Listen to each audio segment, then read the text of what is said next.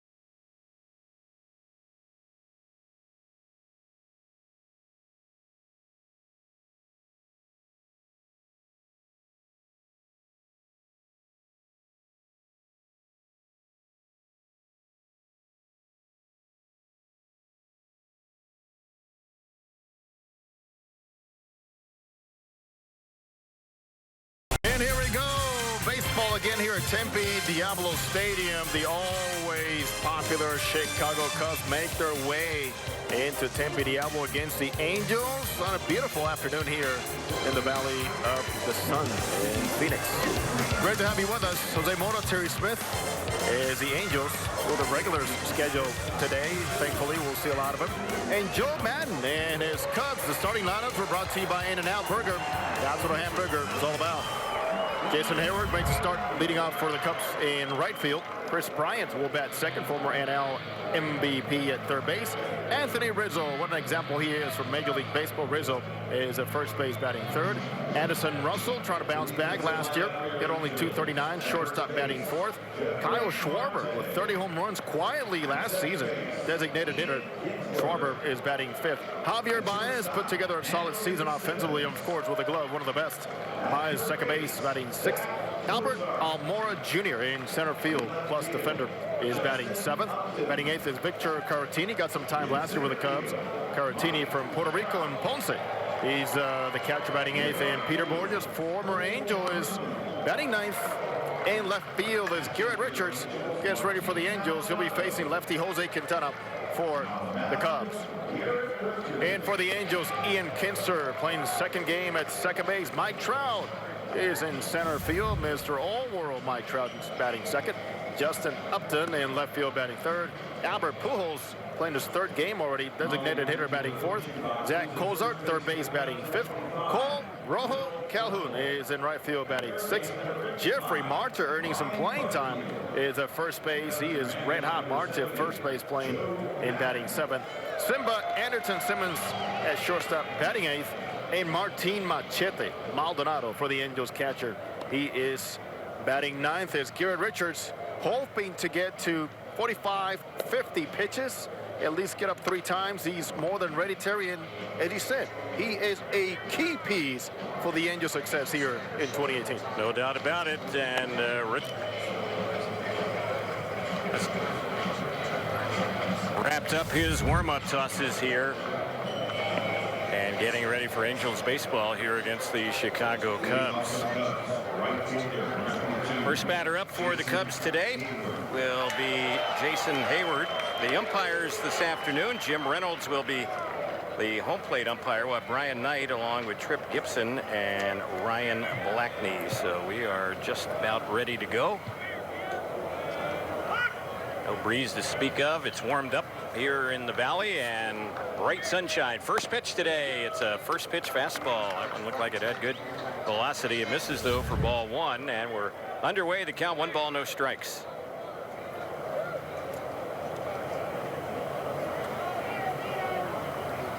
Here comes the next pitch, and that one is taken by Hayward for a strike. Hayward, left-handed batter, hit .259 last year for the Cubs. He's a big guy, but not a whole lot of power in recent seasons. Just 11 home runs a year ago.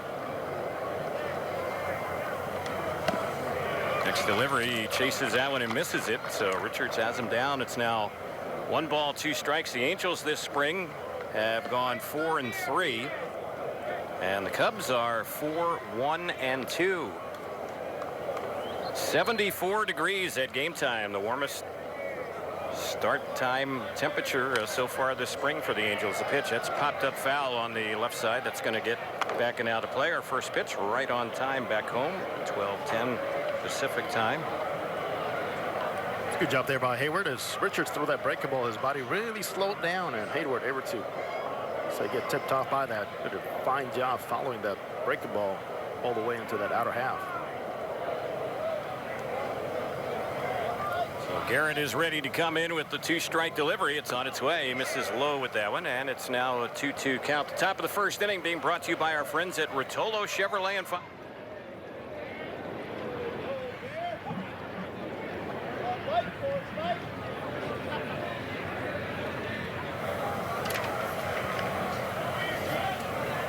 So it's a 2-2 count. And here's the next one. This is hit on a high hop out near second, waiting for it to come down as Kinsler will hurry the throw to first and gets it there in time. So that's the game's first out. Ian Kinsler on what? It's not an easy play, especially when you know that the guy going down that line is fast. As Hayward is a pretty good base runner. And at the very end, a tricky hop, but we talk about quick hands with the bat. That was some quick hands right there with the glove for Ian Kinsler. Nice transfer. So here is Chris Bryant. 26-year-old third baseman. Garrett's first pitch on him. He comes in with a fastball. That one misses inside on the former first-round pick of the Cubs back in 2013. He is one of those guys that you have some memories on balls you've seen here in spring training. And boy, he has had some torrid spring training power-wise as he's transferred that into regular season too. And the pitch, that's lined in the left. That's going to fall in for a base hit. So sharply hit single with one out. Bryant is aboard. And that's the game's first hit. And Anthony Rizzo will be the next batter. It was a serious lightning quick hands by Chris Bryant.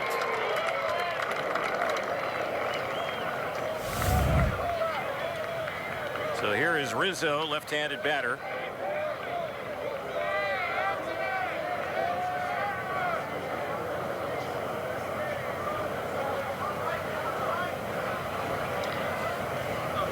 Garrett Richards will be working from the stretch. And the first pitch, and that one gets away and goes back to the backstop. So that's going to be a pass ball on Maldonado. Moving up to second is Bryant. That one was just a little too hot.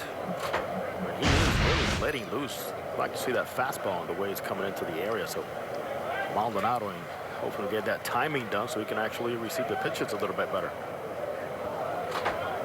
Addison Russell waiting on deck. Just underway. First inning, no score. One out, a runner in scoring position. And here's the 1-0 on Rizzo, and he takes, and that's in there for a called strike. Anthony Rizzo is from South Florida, and he graduated from Stoneman Douglas High School. Of course, that high school that had that tragedy last month in Parkland, Florida, not far from Fort Lauderdale. And Rizzo actually went back to his old high school for a vigil they had a few days after that shooting at that school. Not surprising of the type of individual this guy is, and the many causes he's been involved, including cancer, because he went through that and treatments. And for Anthony Rizzo, there's no surprise. His teammates said, well, we knew it was going to take him no time, no invitation for him to be there in that community and go support him. 2 balls and 1 strike. And here's the next pitch, and that one is chased and missed. Rizzo right there. Rizzo, Terry, but influential in the hats that were worn here for the first couple of games in spring training with the SD initials. And I guess it was earlier this week they finally resumed classes at Stoneman Douglas High School, and boy, that had to be a sad situation when the students went back there. A lot of emotions at that school. Here's the pitch. Bounced on a hop to second, and back on the outfield grass is Kinsler, and he will throw out Rizzo. So it's a 4-3 ground out. Ball is about 10 feet back on the grass, and that's exactly where Kinsler is playing him. Bryant will move over to third. He's there with 2 outs, and Addison Russell will be the next batter. And one of the few shifts we've seen from Mike Scioscia and the Angels defensively. Rizzo, automatic. Kinsler, veteran. Mike Scioscia using more with his regular players than with the filling guys he's had here the last few games. They've done a fine job for him.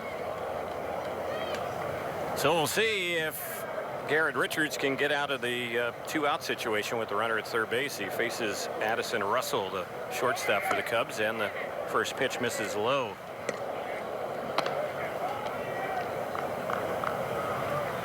Addison Russell, his numbers were down last year. He hit .239, 12 home runs, 43 runs batted in. He had some injury issues. He also had some personal things going on last season as well. Here's the pitch. This is chopped out to short. Should end the inning. It's fielded by Simmons, and the throw will get the Cubs shortstop, and that'll do it. So they leave that runner at third base. Scoreless inning for Garrett Richards. Bottom of the first coming up in Tempe. No score. Angels and Cubs on the Angels Baseball Radio Network and Fox Sports Web.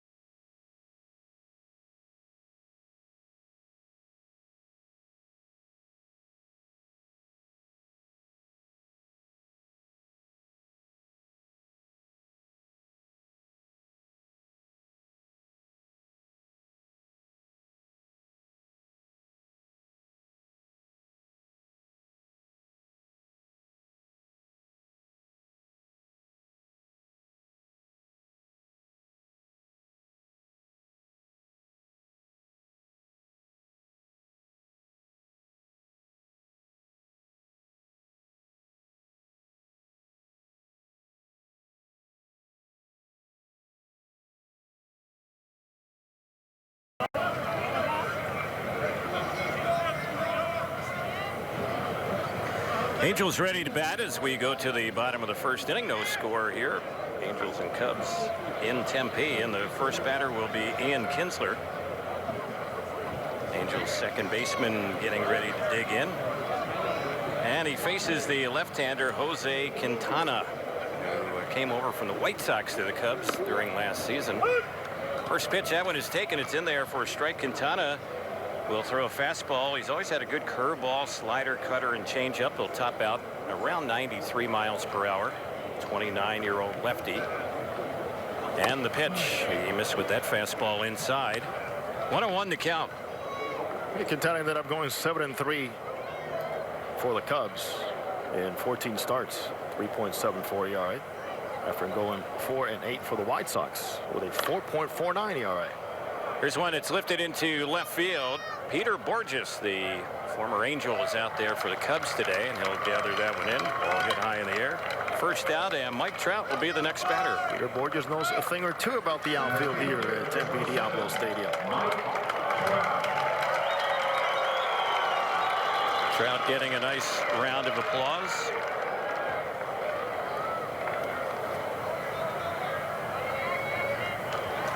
And Mike gets ready to dig in here against the lefty Quintana.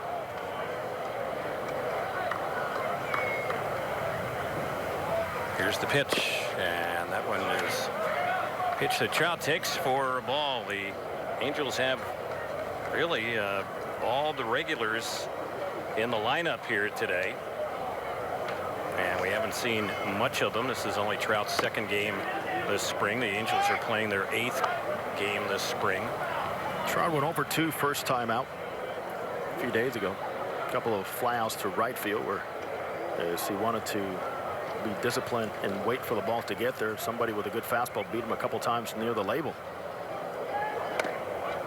Next delivery, that one is taken for a called strike. Quintana was 11-11 overall last season, and he's a guy that's a workhorse, 200 innings or more for the last 5 years. There's a breaking ball and a good one in there for a strike. It's now 2-2. He's also a guy that, for whatever reason, gets a lot of no decisions. This very poor run support. Yeah, so that might be one of the reasons. He had 17 no decisions back in the 2013 season, and if you look at his career, 6 years, 65 no decisions. And it's one of the reasons why he's just been a .500 pitcher in his career. 57 wins, 57 losses, and a boatload of no decisions. But the ERA's good. There's a pitch that's low on Trout, and he draws a 1-out walk. So Mike's on, and Justin Upton will be the next batter.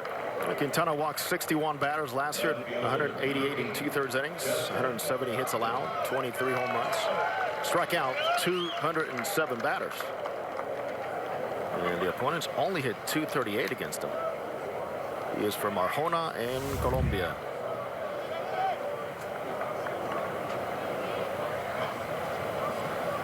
There's a guy, I guess, early in his career, Jose, he was released by a couple of teams, the Mets and the Yankees. Former Yankee, former Met, yes, sir. Yeah.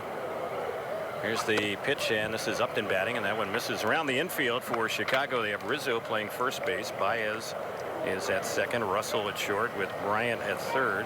Peter Borges in left. Albert Almora Jr. is in center. Jason Hayward in right. Victor Caratini is the catcher, and Kyle Schwarber the DH, and Jose Quintana on the mound. Pitch taken. That's in there for a called strike. You say that releases, by the Mets and the Yankees. I'll tell you, who gave me the best report, really opened my eyes on Quintana, was former Angel Ernesto Frieri, who said, Jose, they have no idea what they got rid of. This kid is good. That's when Frieri and Quintana met up as the Angels were facing the Chicago White Sox, and Ernie true to his word. Upton was taking, and that one misses for a ball. And of course, Quintana's name was tossed around the last couple of seasons around the trading deadline or in the off season, and at one point last season he was 2-7 the first couple of months. And sometimes he says, yeah, distracting to hear your name. Eventually settled, and the Cubs got him. Just did not even have to move out of his apartment. Here's the next pitch. Chopped on the third base side. That is a foul ball. Mentioned Ernesto Frieri, saw where he signed a minor league deal with the Milwaukee Brewers. Wishing Ernie the very best. He was one fine get him. And he so last year we ended up getting a job because of the World Baseball Classic and the way he threw. Ended up spending some time, a few days, with the Texas Rangers in the big leagues. There's Upton taking another pitch, and that one misses. So Angels hitters patient here in this first inning. Trout walked. Upton has worked a 3-2 count here against Quintana. Angels have been fairly quiet on the base path so far. See what happens on the payoff, and here it comes, and that's fouled back to the screen. So we'll do it again. 3-2 on Upton. Nice crowd here today. I'm not sure if we'll have a sellout, but we're going to have a nice crowd, no doubt about it. Beautiful day. Warmest start to a game that we've had so far. 74 degrees officially. Game time 74, and this will probably be the biggest home crowd for the Angels so far this spring. There's one tossed over to first, and Trout gets back to the bag. Again, in case you just tuned in, Shohei Ohtani threw in a B game this morning against the Brewers. It happened at the main field over in Maryville. 2 2/3, 8 strikeouts, 4 hits, 2 earned runs. Faced 12 batters, 8 punch-outs for Shohei Ohtani, 52 total pitches for him. On the 3-2, Upton chases it, misses it, struck him out. So out number 2, strikeout number 1 for Quintana. And here's Albert Pujols getting ready to bat.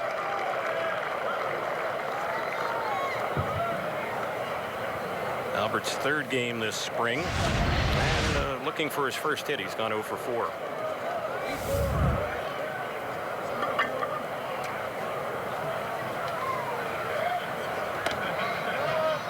First pitch Albert is taking, and it misses ball 1. Good. Got a little more information on Ohtani, Terry. Fastball around 97 to 98 miles an hour, and they said his curveball today was absolutely fantastic. Well, every out he recorded, it came on a strikeout today. There's one inning when, because of the control environment, when pitches were piling up in the second inning, they actually took him out and had him sit down and come back out, and officially 2 2/3. A little bouncer foul over there on the left side. So some people wonder about that. So what does that mean, Terry? Control environment. That's what Mike Scioscia and many managers like that. It means that a guy gets to the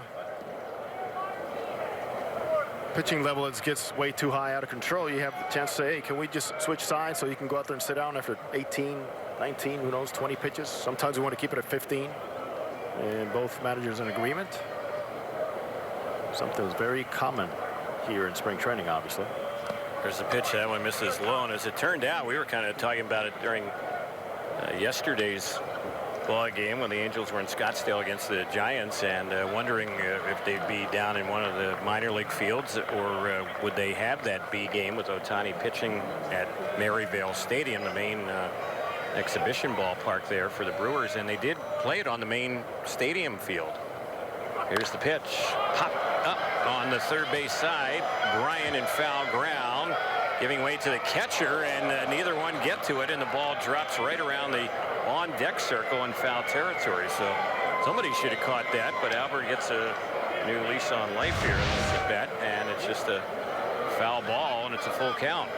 But that one was in the air for a long time. It should have been caught.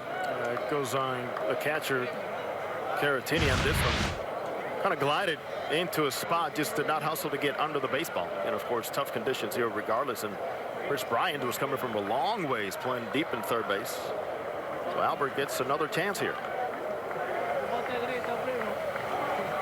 Here's another 3-2. Trout on the move with 2 outs. It's grounded softly right to the shortstop, and the throw is in time, and that will end the inning. Sounded like Albert cracked his bat. The broken bat brought to you by Wonderful Pistachios. Look for Wonderful Pistachios at Angel Stadium in your local grocery store or pharmacy. Now let's get cracking. Well, we have completed 1 inning here with no score in Tempe. Angels and Cubs on the Angels Baseball Radio Network and Fox Sports West. Our soccer's our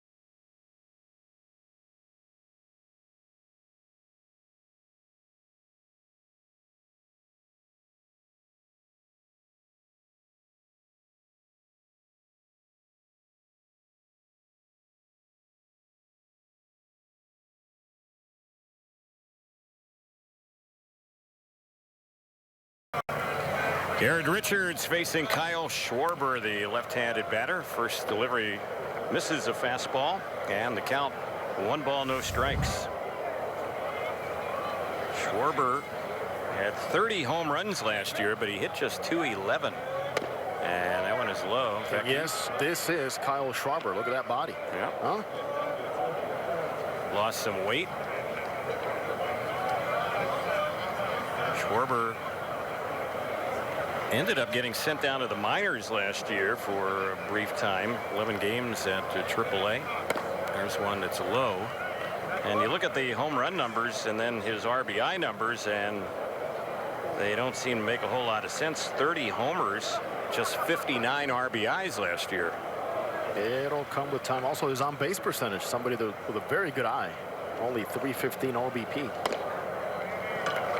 And on the 3-0, he's going to take that one. That's a 4-pitch walk. This copyrighted broadcast presented by authority of Angels baseball may not be reproduced or retransmitted in any form. The accounts and descriptions of this game may not be disseminated without the express written consent of Angels baseball. So a leadoff walk, first walk issued by Richards today, and here is Javier Baez. Here's one of the many wonderful and unique personalities Joe Maddon has that he was telling us before the game. Javier Baez.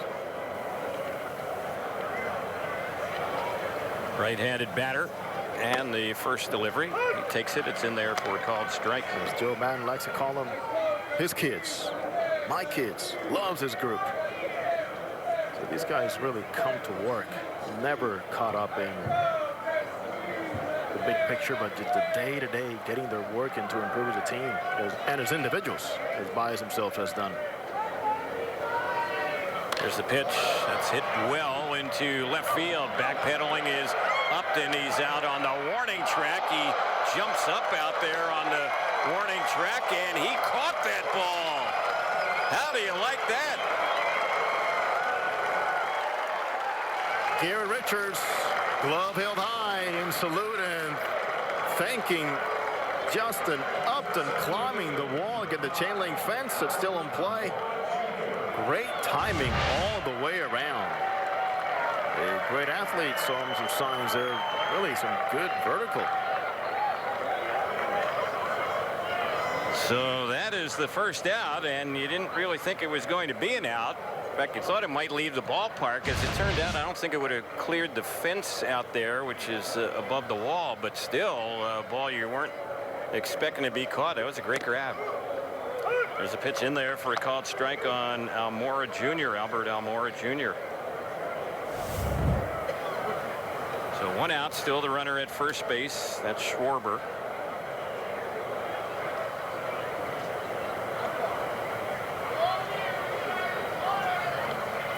Here's the next delivery. There goes the runner. A late start. Pitches high. Throw down to second. Waiting with the tag is Kinsler.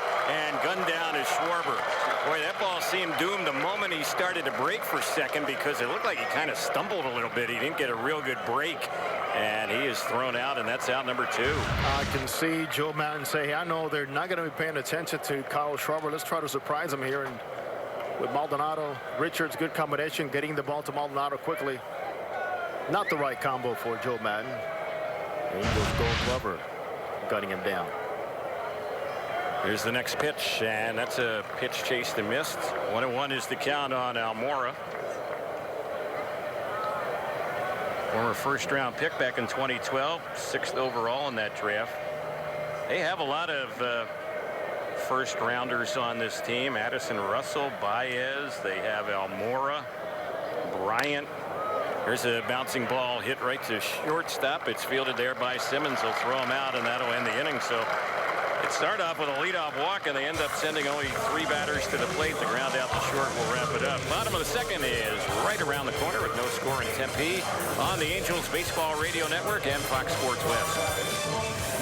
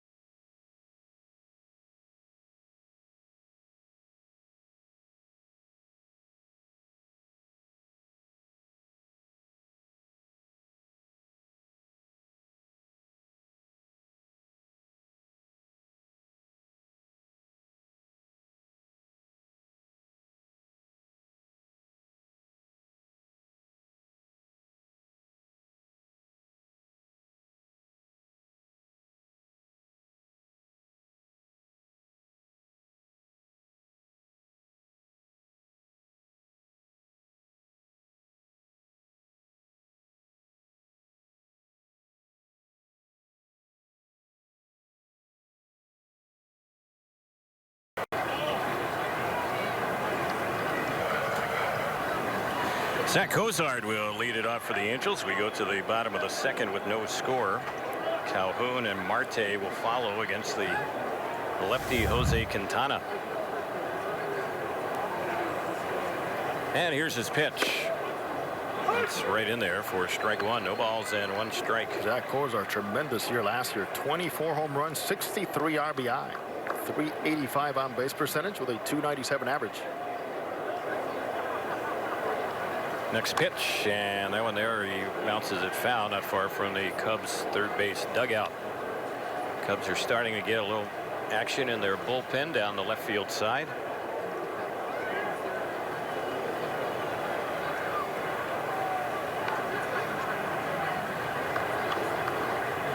Here's the next one, the 0-2, and that is high. It's 1 ball, 2 strikes.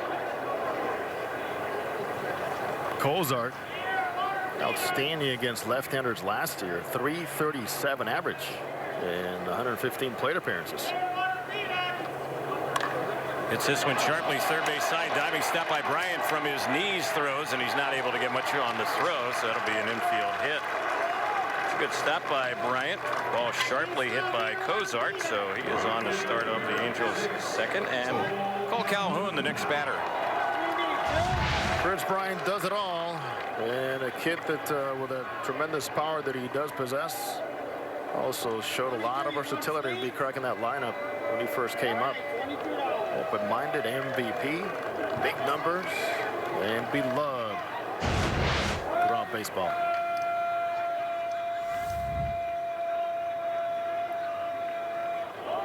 So here's Cole Calhoun. And the pitch. That's a little bit low for a ball.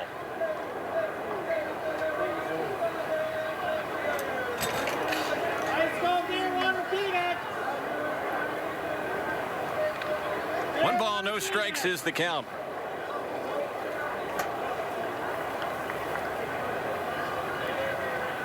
Here's the next pitch. It's taken, it's in there for a called strike. 1-1.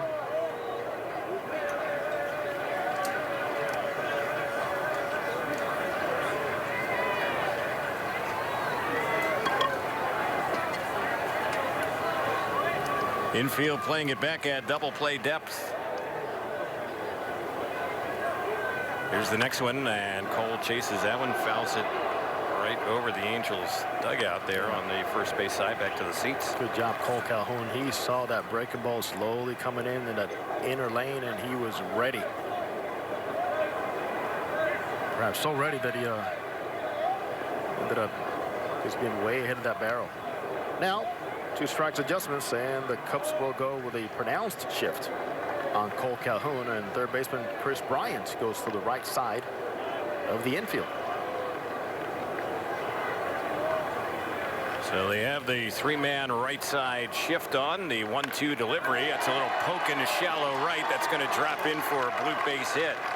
Well, even though they had the 3 infielders there, Calhoun was able to clear the infield and drop that one into shallow right. He has a hit his first time up. Angels have something brewing with 2 on.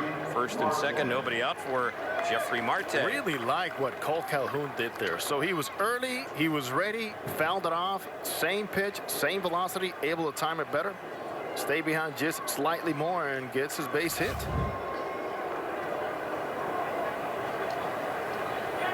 And Quintana now at 30 pitches.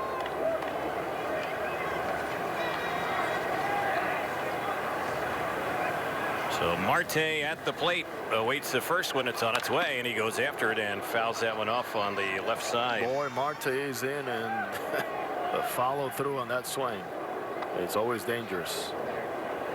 He's been logging a lot of playing time. This is his 6th game for the Angels, and he is 6 for 10 at the plate.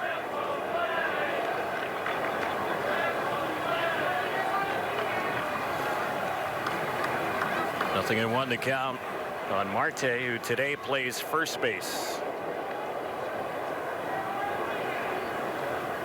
Here's the pitch, and that is in there for a called strike. Marte last year only 173 for the Angels in 45 games after playing 88 games in 2016, where he connected 15 home runs. and drove in 44 runs in only 258 at-bats. Remarkable at-bat per home run ratio. Counts 0-2. Next delivery. That's a fastball missed inside. 1-2. Marte in 2016, 17 at-bats for home run, which actually, even though he was not an everyday player, led the Angels in that ratio.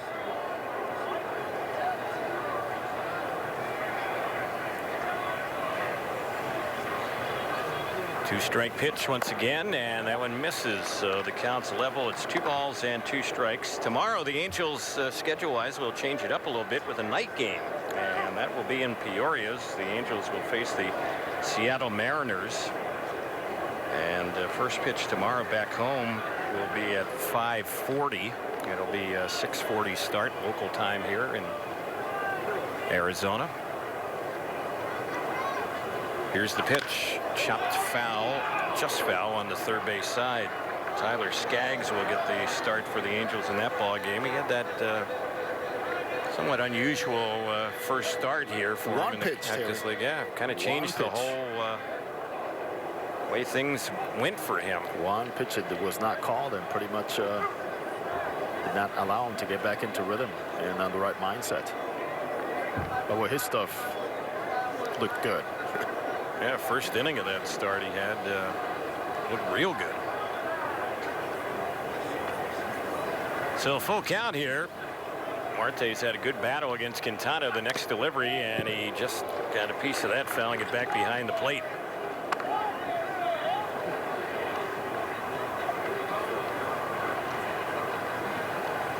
Yeah, Mike Scioscia showing a little variety in the lineup today with Cozart after Pujols. As we saw the first time this regular lineup got together, it was Calhoun hitting behind Albert, all because of the Quintana start, southpaw. Here's the 3-2 once again, and that one kind of handcuffed Ryan. It gets by him and goes into left field. Being waved home is Cozart. He will score. So the Angels strike first, get a run here. That ball jumped right on top of Bryant there, and he had little time to react, and before he did react, it was almost right by him. They're going to score that an RBI hit for Marte. He keeps up his hot hitting. He was going to get something out of that, and he'll take the hit on it, and now that looks like that's going to be it for Quintana. So Joe Madden will make a pitching change. We'll take a break, be back with more Angels baseball in a moment. It's 1-0 Halos batting here in the bottom of the second on the Angels Baseball Radio Network and Fox Sports West.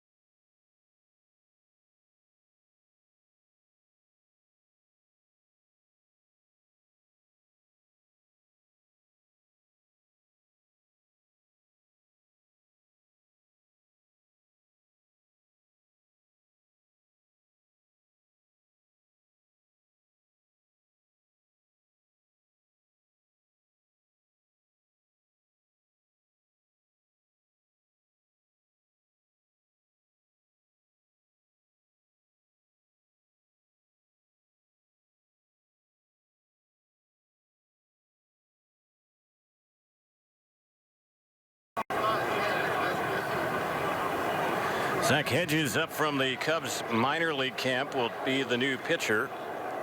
And the first batter he will face will be Andrelton Simmons. Run in, 2 on, nobody out. Bottom of the second, 1-0 Angels, and the pitch. That's a little bit low, misses for a ball.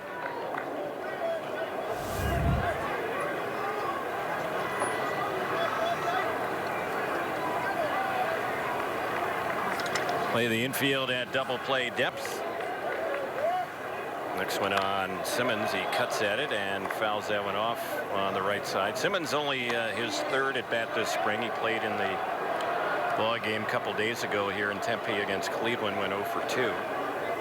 What a season for Anderton last year. Offensively and defensively, of course. Unquestionable, but certainly great strides taken by Anderton last year as a hitter.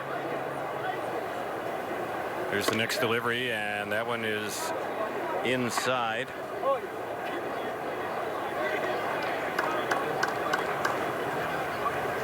Simmons has always been kind of an underrated player, but certainly more on the radar screen last year, and he had a career year with the Angels last season. And here's the pitch, and that one is right in there for a called strike.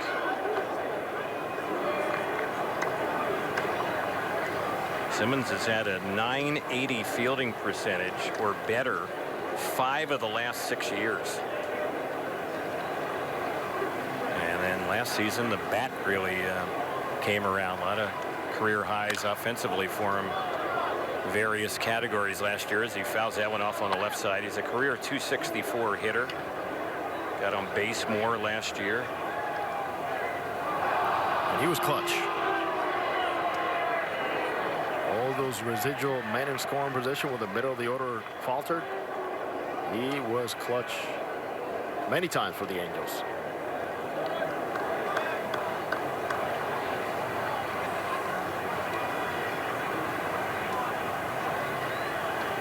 Here's the pitch, and he cracks his bat on a little pop in his shallow right center field, and making a nice running over the shoulder catch was Javier Baez. Boy, that was a really nice play by the Cubs second baseman. You're talking about one of the best, and he plays loose, he plays smart, he plays aggressive. He heard the sound of the bat smartly. Javier Baez turned his back towards home plate and went on a full sprint to short right field to make that play like a nice receiver and his QB combined. Yeah. Baez pulled Simmons on Simmons. A little QB floater there. Nice catch, nice grab. So the batter now is Maldonado, and this is his first time up. The Angels 9-hole hitter today. He's catching.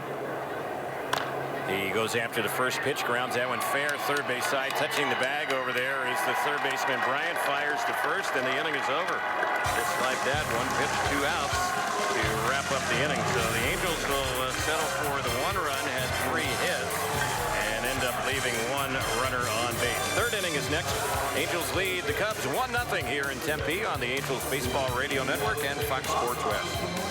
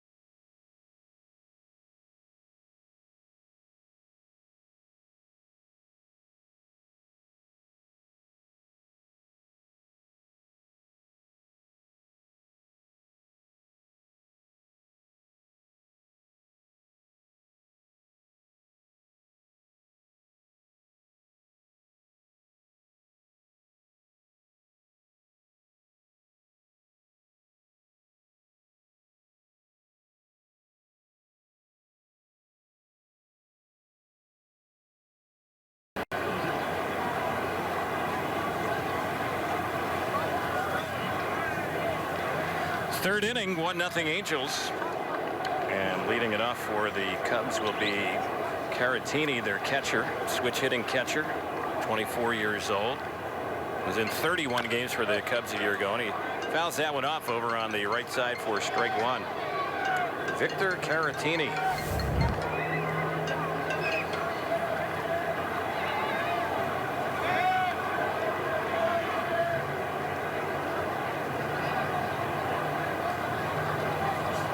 So no balls and 1 strike is the count. Next pitch, that one a little bit low. Garrett Richards got some of that outer third, able to wrap it around home plate. Good job there on that breaking ball against Caratini from Ponce in Puerto Rico. Also a product of Miami-Dade South City College.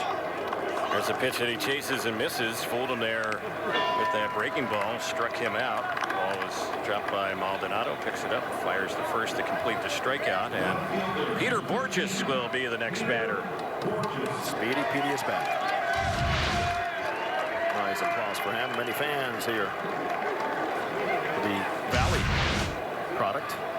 Yeah, he might get the best ovation of the day because the Cubs fans are going to pull for him, and the Angels fans remember him well and gave him a nice warm welcome. And if you're not a fan, you just live here in the Valley, you know who Peter Borges is. You're a fan of either club. Peter Borges, now 30 years old. And the pitch, and that one is in there for a strike. 1 ball, 1 strike. Borges played for the Angels 2010 through 2013. He's also been with the Cardinals, the Phillies, last year with Tampa Bay, and signed a minor league deal with the Cubs, trying to win a roster spot as a reserve outfielder for them. .241 career hitter.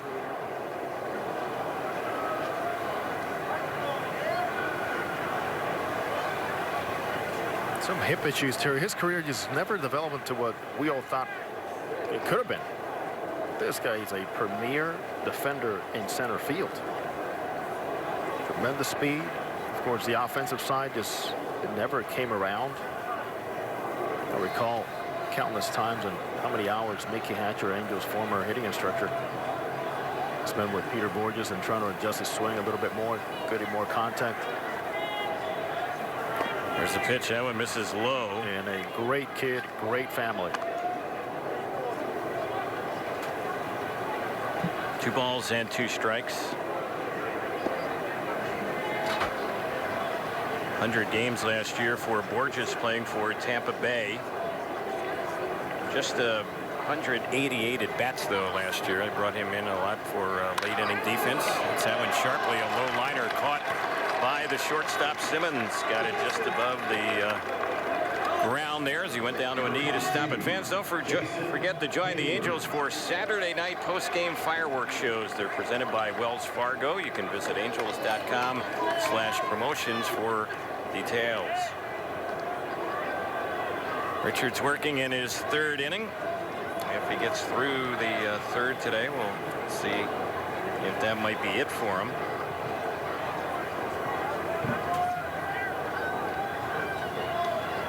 Hayward is the batter now. And the first pitch, he chases that slider for strike 1. Richard now with 34 pitches, so he is right on schedule. It's the one Mike Swisher would like to see from him today, 45 to 50. Today's second outing, Shohei Ohtani, B game, in case he just tuned in. 52 pitches for Ohtani. Struck out 8 of 12 batters that he faced. Next pitch on Hayward, and he looks at that one. It's low. Hayward signed that 8-year deal with the Cubs. He's in his 3rd year. He actually has an opt-out clause at the end of this season. He's smart enough to know what's going on. I don't think he's going to opt out. No. And would he have gotten that deal under today's circumstances? No way. Here's the 1-1, and that one is fouled off. You look at him, and he's a big guy. He's about 6'5", a little over 240 pounds, but he hasn't really hit for much power. He's averaged 16 homers, 58 RBIs last 6 years. And he has trouble hitting fastballs. No secret around the league. He has put in his time, and they're hoping that Chili Davis, now their hitting instructor, can find something for Hayward that really clicks. Because with the bat, he is just not much of a factor. Ended up hitting .259 last year. He lines this one in the gap, and that's going to take some bounces and head all the way out to the wall in left center. He's going to get an extra base hit, a double here, 2-out double, as he placed that one in between Upton and Trout out there in left center. So Hayward is on, and they have their second hit of the day against Richards, and it'll bring up Bryant.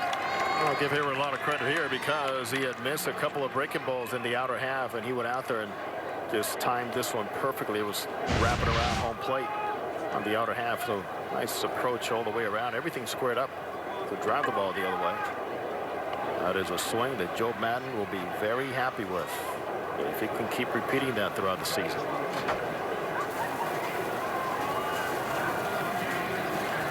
So here is Bryant at the plate. Angels trying to hold on to this 1-0 lead in the third. Runner at second, and now time called. Backing out of the box is Chris Bryant, who singled his first time up.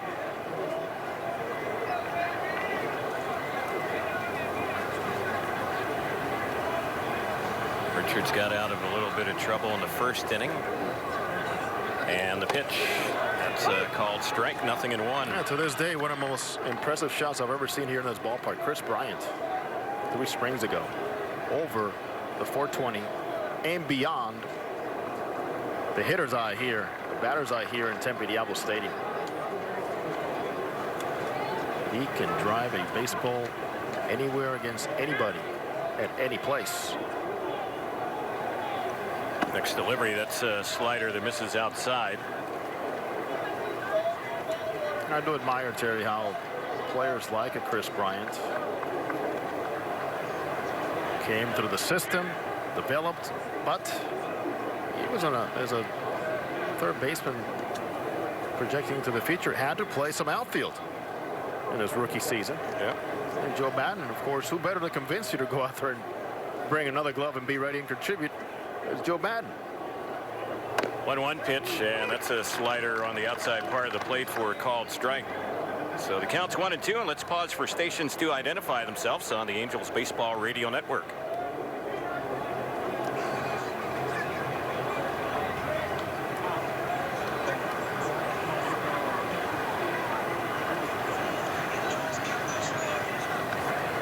Jerry Smith, Jose Mota, our producer engineer on the Angels Baseball Radio Network, is Jorge Sevilla.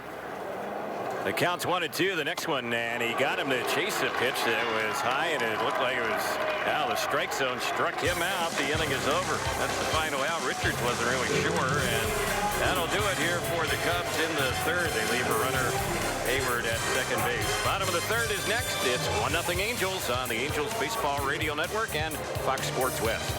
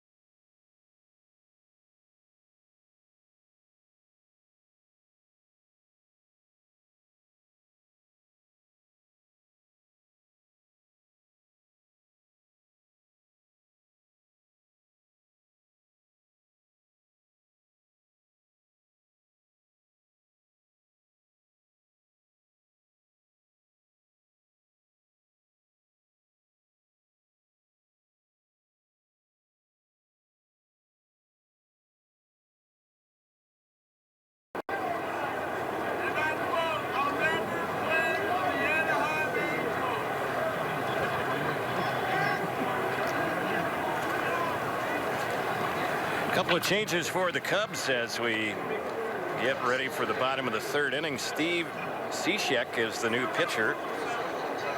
So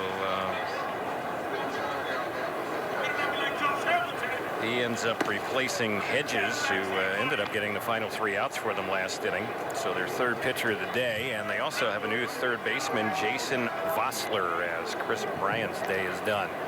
At the plate is Kinsler, and the next delivery to him, he got off a late swing on that one, kind of checked the swing and fouls it off on the first base side. 1 ball, 1 strike. Steve Cishek out of Falmouth, Massachusetts. Started his career in the big leagues back in 2010 with Florida. He's gone through St. Louis, and the Angels have seen her a whole lot with the Seattle Mariners. Signed a 2-year deal with the Cubs. Seattle and Tampa Bay last year. His stops in the big leagues, and he had a 2.01 ERA last year.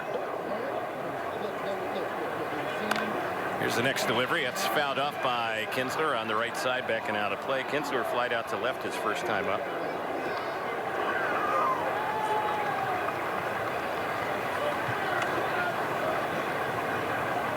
Cishek, the sidearm reliever. Fastball, a slurve, and a changeup. And the next pitch, that's grounded right to the new third baseman, Vossler, and his throw is in time to get Kinsler. So 5-3 ground out. Here's Mike Trout, who walked his first time up. Cishek is all about that deception, that movement, hoping that the batter is not able to pick up the baseball on time or be able to time the spin. In fact, the angle and the tilt of that spin. Mentioned his ERA, very good a year ago, 2.01. ERA has been over 3 only twice in the last 8 seasons. Overall career, really good 2.73. Yeah. With a career 1.16 whip. There's Trout taking a pitch that was low and away. 2-0 the count on Mike. In terms of saves for Cishek this season, saved 39 games for Miami back in 2014. There's Trout hitting a high hopper out near second base, charging as Baez's throw, and it nips Mike Trout.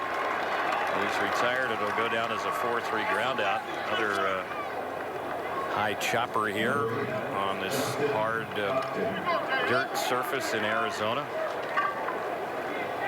Justin Upton, the next batter, with 2 away.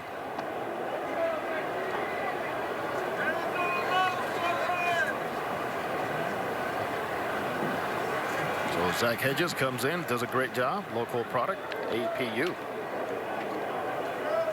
Terry Montenegro got his foot in the door.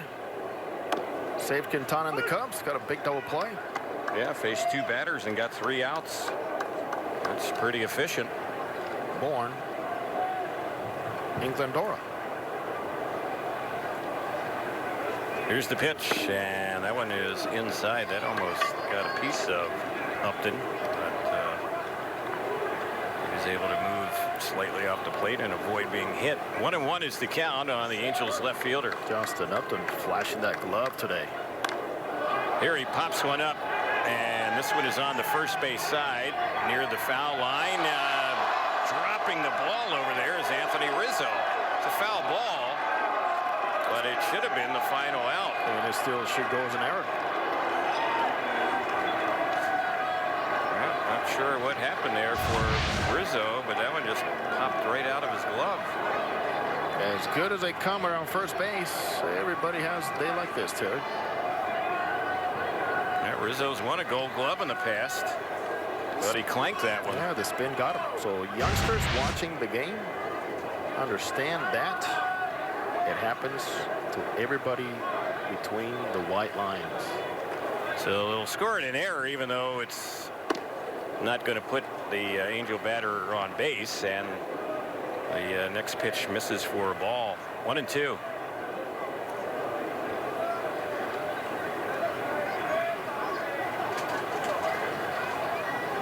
Here's the next delivery. Boy, that one was clobbered, but way foul. It's almost hard to believe how foul that ball was. I was heading into, let's see, the conference rooms over at the Buttes. Yep. He really turned and pulled that ball. Here's the next pitch, and that time there he fouls one back behind the plate. So the count is 2 balls and 2 strikes. Cechek throughout his career has found the strikeout to be a big part of his arsenal, and also gets his ground balls.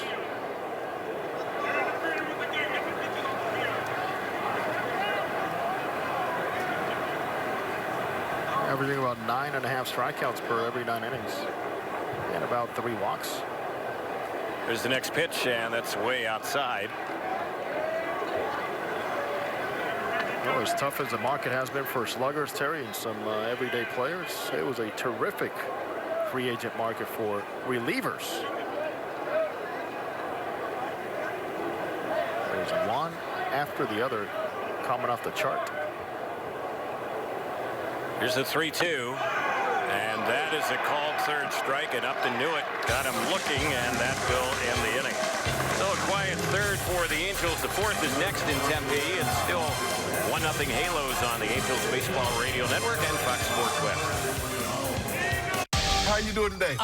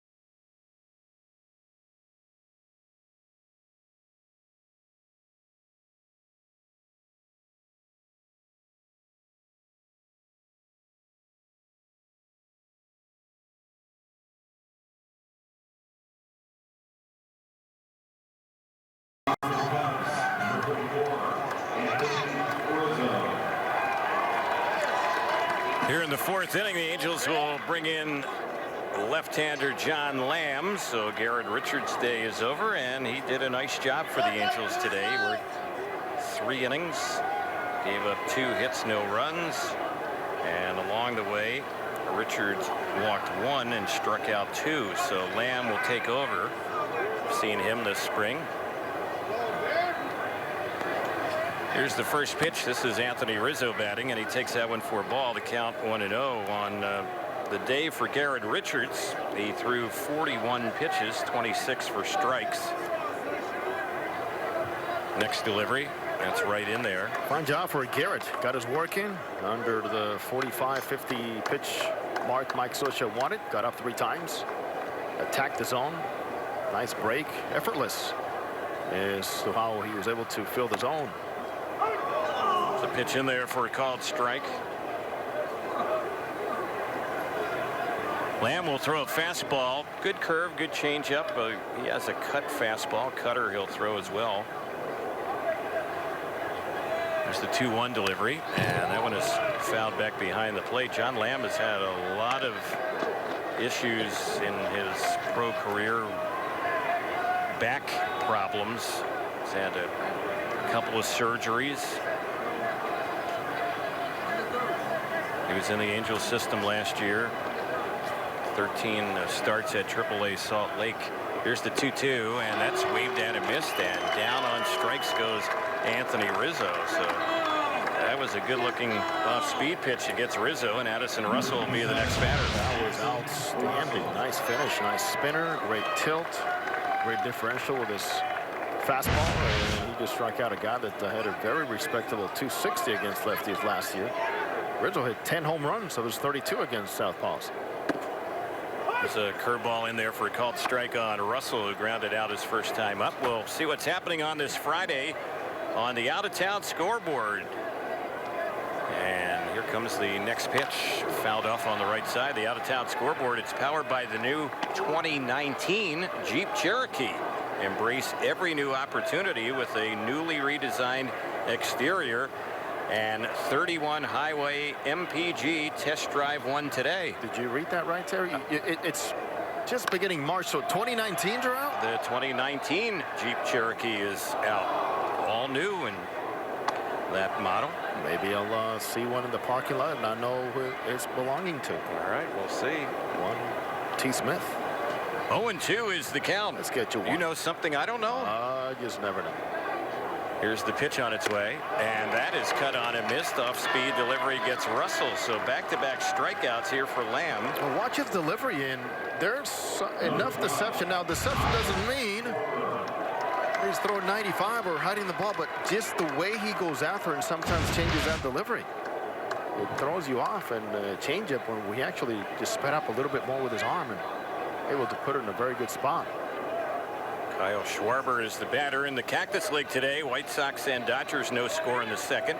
Texas and Cleveland 1-1 in the third. Seattle and Milwaukee no score in the third. Giants leading the Reds 2-0. That's in the third inning. Padres have a 2-0 lead against the Royals. That's in the second inning. Arizona trailing Colorado 3-0. That's in the second. And there's the pitch that misses. It's now 2-0. Florida Grapefruit League. Orioles beat the Pirates 10-8. Tigers over Miami 8-3. Twins beat Toronto 2-1. Yankees winners over Atlanta 5-4. In the eighth inning, Boston with a 9-5 lead against the Cardinals. Phillies beat Tampa Bay 9-2.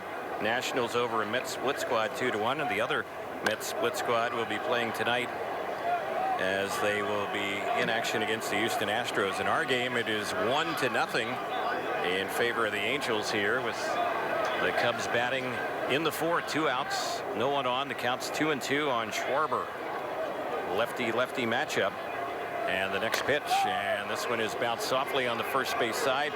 Marte is over there, flips the Lamb, and the pitcher gets to the bag, and the inning is over on that easy ground out.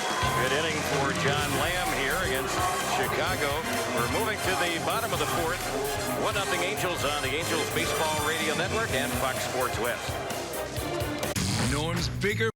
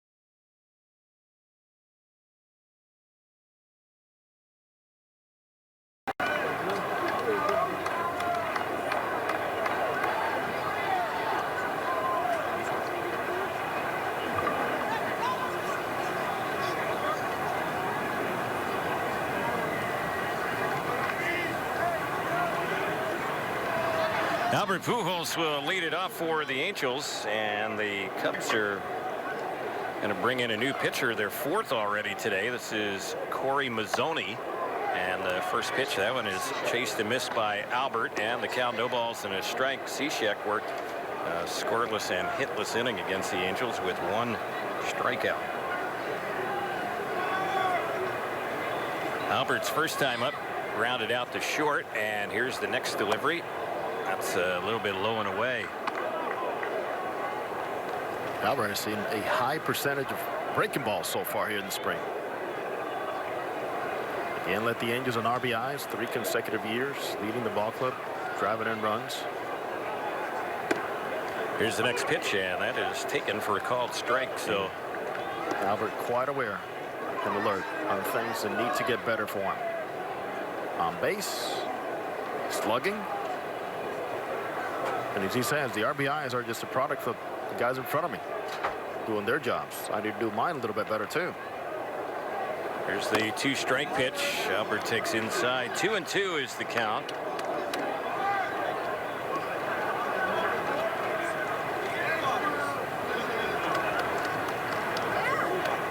Noticeable. A trimmed down Albert Pujols, who's looked great around the bag at first base, where he wants to see most of the action this season. There's the next delivery. He lays off that one that is low. And so the count on Albert, it's full. It's 3 balls, 2 strikes. There's another pitch. There's another breaking ball.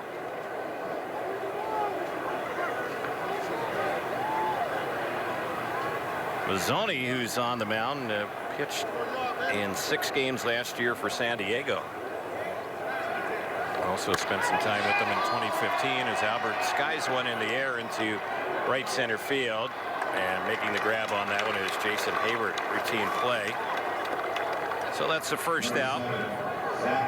Zach Cozart will be the next batter. Oh, anytime you relate the name Mazzoni to the pitching mound, of course, it brings memory with the Atlanta Braves and well-known Leo Mazzoni and his dynasty of pitchers on the mound.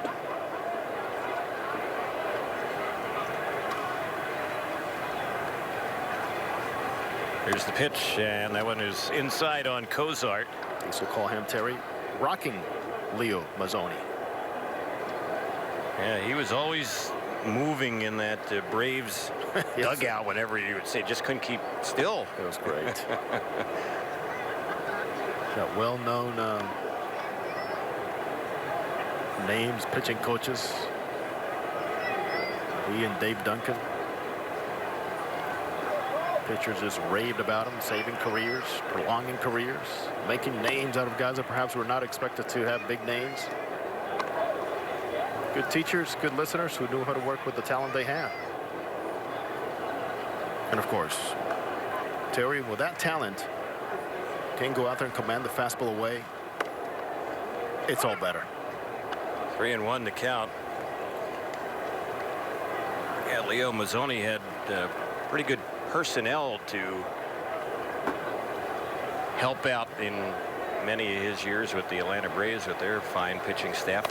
There's a 3-1 pitch. It's outside on Cozart, and he has a 1-out walk. So the Angels have a base runner. Angels have had a few here in the ball game, and Cole Calhoun will be the next batter. He's had a hit his only time up. The only run coming in the second, bottom of the second. Angels got it when Marte brought in Cozart with an RBI hit. This game kind of reminds you a little bit of yesterday's game through the same number of innings, and then later on yesterday, as that pitch is missed and the ball skips away from the catcher Caratini. So moving up to second base will be Cozart without a throw. We'll see how that one ends up being scored. Looks like Caratini just was jumping out. It was crouched a little bit too early in this one. Looks like you got enough glove. Yeah, it was low, but we'll see how they end up scoring it. Wild pitch. There we go.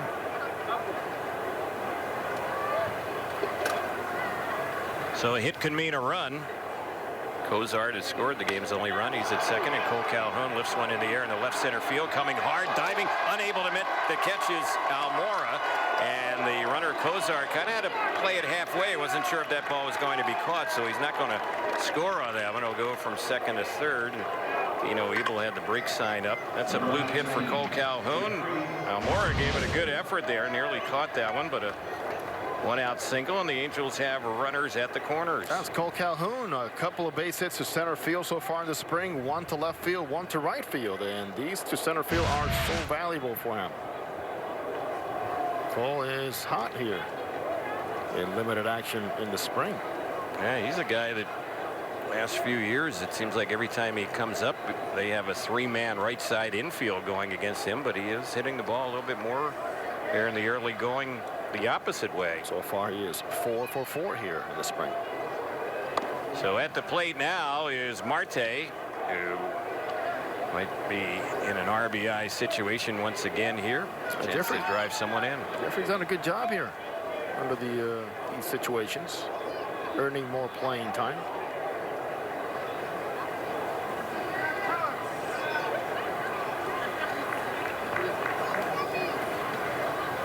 Stepping off the rubber was the pitcher Mazzoni. Now he's back set, looking in for the sign.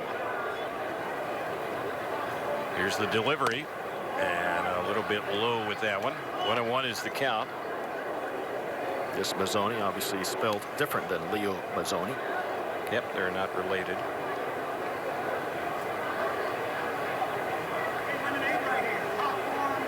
Chicago Cubs. They've won the National League Central 2 years in a row. They've been to the postseason 3 years in a row. There's a pitch in there for a called strike, and with the Cubs having been to the postseason 3 years in a row, it's the first time that their franchise has done that since 1906, 1907, and 1908. 3 years in a row going to the postseason. Terrific, great combination. Theo Epstein, who has now won 3 World Series. Had a plan, stuck with it. Here's the pitch. This is lifted high in the air down the left field side. Peter Borges in foul territory is over there to make the grab. Tagging, though, are both runners, and they will each advance. So Cozart scores. Calhoun with a good read. He tags up and goes to second, and it's 2-0 Angels. That ball Marte hit. I don't know that he could hit one any higher. It was way up there, and it ended up in foul territory down near their bullpen area.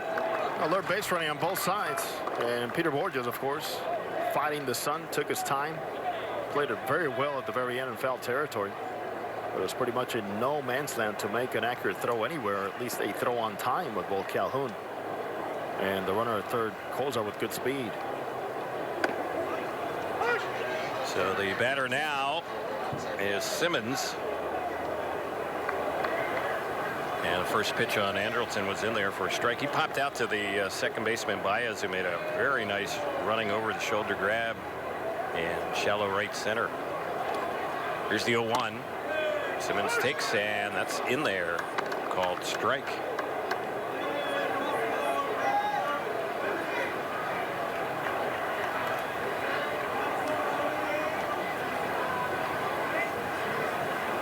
Oh, 0-2 is the count. And the next delivery, that's popped foul. It's going to get back to the seats on the first base side of home plate. Terry, they have field out. Nice attendance here today, as many made their way down the I-10 here into the Tempe area. Parking lot is full all the way. Plenty of red, plenty of blue.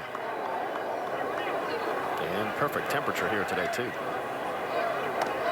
Next delivery on Simmons. He's taking it on the 0-2. He takes a called third strike, and that's how the inning will end. Angels do get a run, had only one hit, and leave a runner on base. The fifth inning is coming right up. Angels up on the Cubs 2-0 here in Tempe on the Angels Baseball Radio Network and Fox Sports West.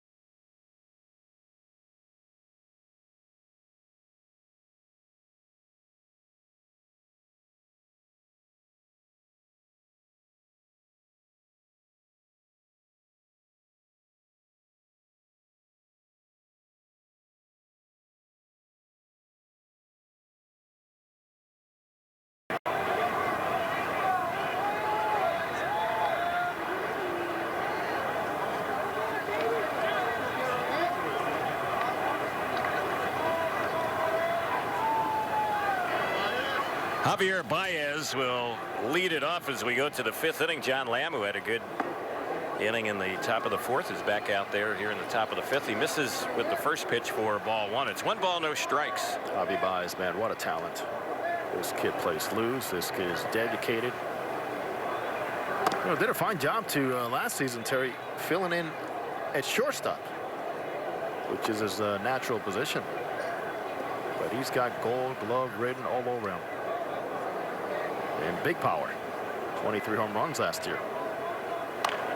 Next pitch, he chops that one on the right side. Marte has it, flips to Lamb, and he does a good job of running to cover first base for the out. It's a different Jeffrey Marte defensively we've seen here this spring. Huh? Put in a lot of work. It's winter in La Romana in Dominican Republic. He knows his chances of making the club are slim, but he can help his cause by being better defensively, and he's done it so far. There's Almora Jr. getting ready to bat. Fans, don't forget to join the Angels on April the 6th. The Angels will host the Oakland A's that night. Game time 7:07, and fans will receive a Pujols countdown to 3,000 action figure. It's courtesy of Muscle Maker Grill while supplies last. So visit angels.com/promotions to get more details. First pitch in there. It's a pretty cool counter. You saw it, right? I have. Just keep flicking the number. Pujols. Close to 3,000 hits, 614 career home runs. There's one that's chased and missed by Almora, so the count on him level 1-1.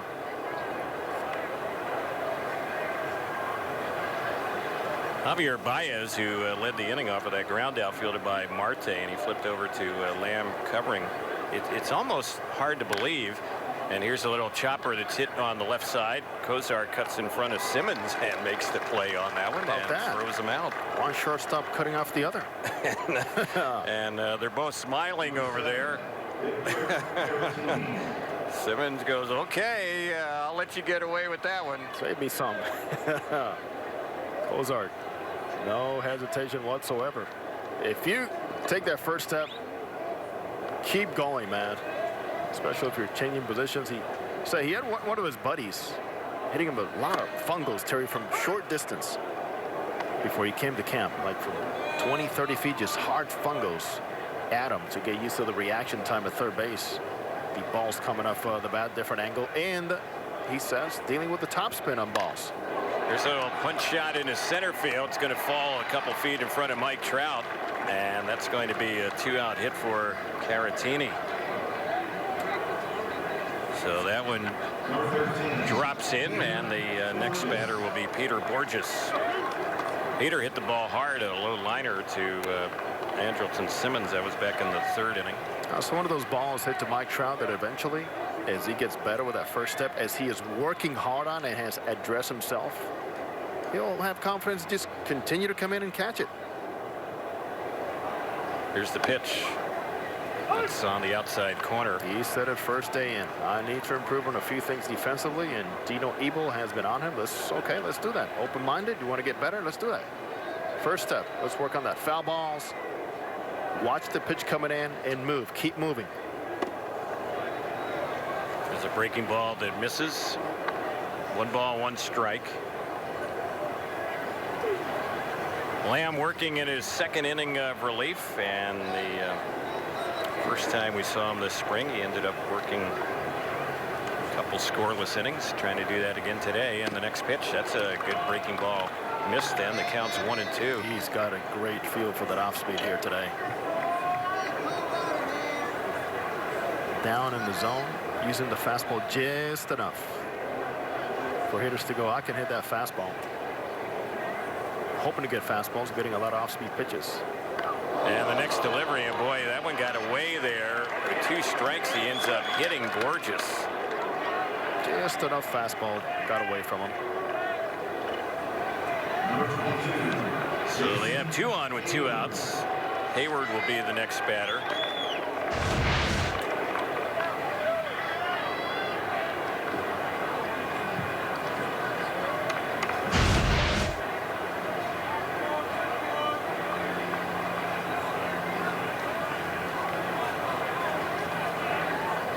Lefty-lefty matchup here. Hayward has a double and is 2 times up. Lamb delivers, and that's right in there for a called strike.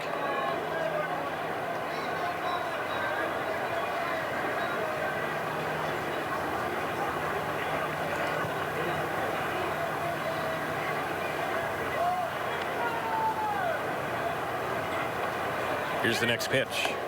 That's low. Maldonado is acting like he was going to fire up the second base, try and catch Caratini off the bag, but no throw. 1-1 is the count. Mike Socha, Charles Nagy paying close attention to John Lamb in this type of situation, facing the left-handed hitting Hayward in scoring position. Here's the 1-1, and that's in there. Good off-speed pitch. 1-2. Infield is back. Outfield not too deep.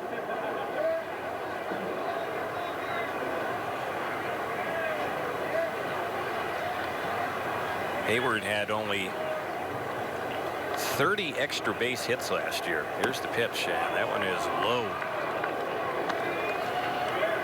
2-2 the count. At this point, why wouldn't he be looking off speed?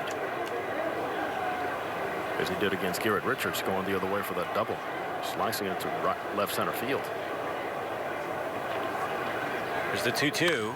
Chops it on the right side. Kinsler has it. Should be an easy play to end the inning, and it will be, and that'll do it here for the Cubs. 4-3 on the ground out. They leave the pair on, and we move to the bottom of the 5th with the Angels up 2-0 on the Angels Baseball Radio Network and Fox Sports West. Does this map show the Peninsula Trail?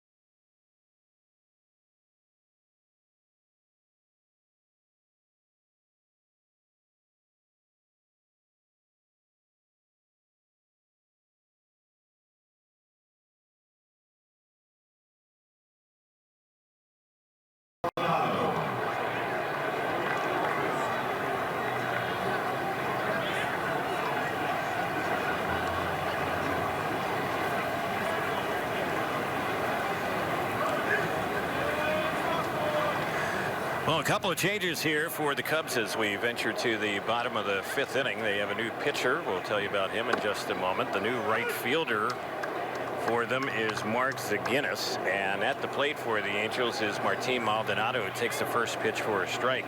Jinho Zhang, who is a native of Taiwan, is the new pitcher. And his delivery, that's grounded sharply out of the reach of the third baseman Vossler, and down the left field corner it rolls. This should be extra bases. It will be, and easily getting into second base with a leadoff double is Martin Maldonado. So the Angels catcher starts it off with an extra base hit, and now the top of the batting order, Ian Kinsler. Martin, some quick hands there for him. He's done for the day and does a fine job catching Lamb and, of course, Garrett Richards. Maldonado had come into this game. He had played 4 games before today, had gone 2 for 8.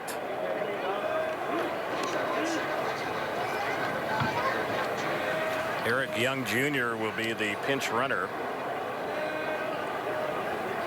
So Maldonado out. Angels will have a new catcher when we get to the next inning. And here's one that's looped down the right side, just foul off the bat of Ian Kinsler.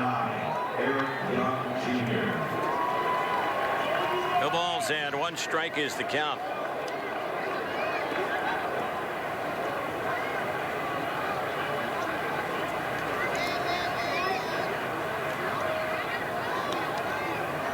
Jinho Zhang actually got into 2 games last year for the Cubs, and one was a start.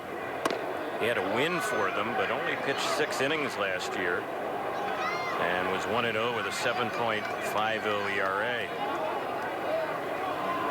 Taiwan native, and fastball and curveball his 2 best pitches.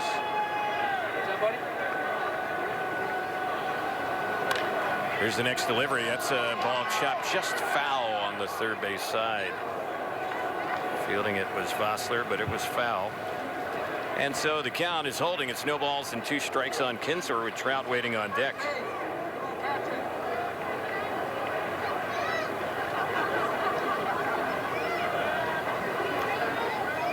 Last inning, the Angels faced Corey Mazzoni, and he worked an inning. He gave up a hit and a run. Walked the batter, also threw a wild pitch.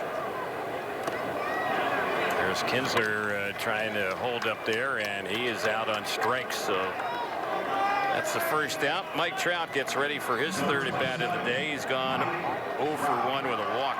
Right away, you saw the exchange into what that pitch was for Mike Trout asking Ian Kinsler.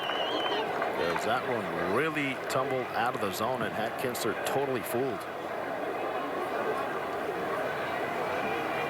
So Trout was so good in getting the communication over from the guys on deck, coming out back, sometimes in the dugout, hitting coaches, and then able to apply it, which is amazing.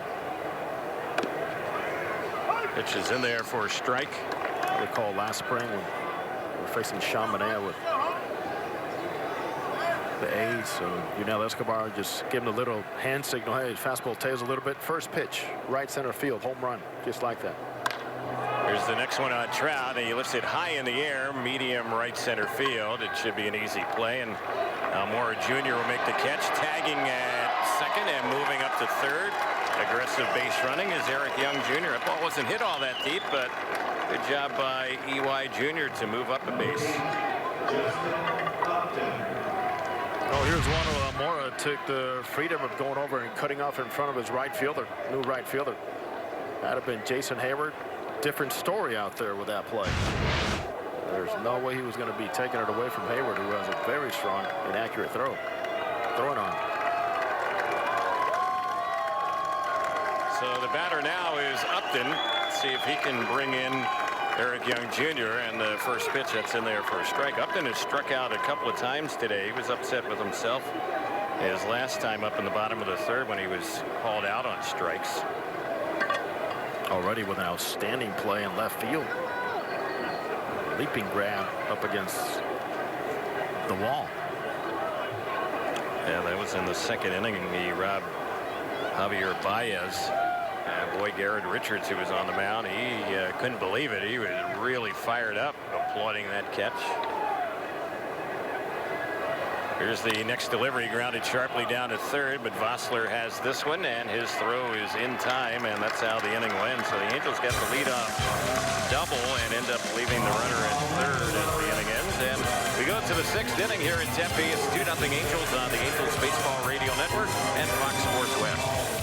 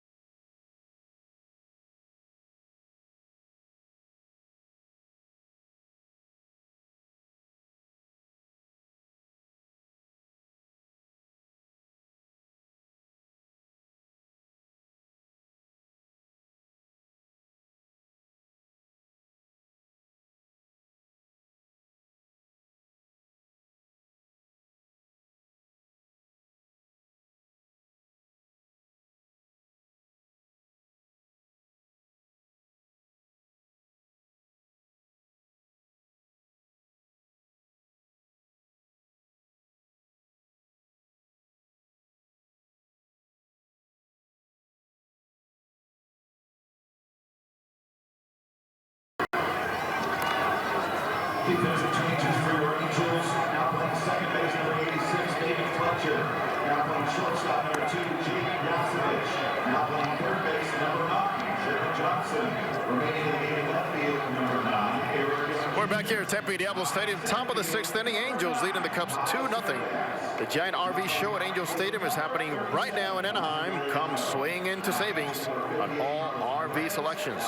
Free parking, free admission, all happening at Angel Stadium in Anaheim.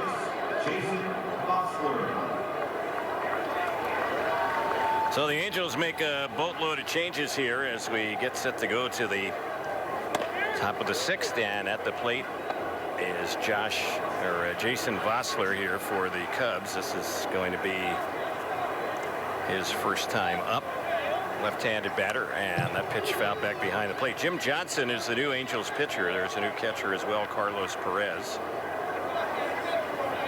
David Fletcher has come in the game to play second. Jake Yasinich is the shortstop. Sherman Johnson is the new third baseman. The pitch, fly ball lifted into right, and that is Reimer Liriano out there. He just came into the game. He makes the catch on that one, and that'll be the first out. Staying in the game in left field is Eric Young Jr., and also taking over for Mike Trout at center field is Kyle Cervantz. The other footnote to these moves, the player at third base, Sherman Johnson, the player in left field, Eric Young Jr., and the player in center field, Kyle Cervantz, they're all wearing the same number, number 9. Beautiful. Let's go 9A, 9B, 9C. So we'll play a traffic cop here, make sure we have the right 9 in the right position. Anthony Rizzo is the batter. He is not wearing number 9. He wears number 44. Thankfully. Takes that one for a ball, 2-0. Javier Baez for the Cubs does wear number 9, so there's 9s everywhere right now. Here's the next pitch, and that one is right in there for a called strike. As I mentioned earlier broadcasts this spring, start issuing the triple digits. Make it easy.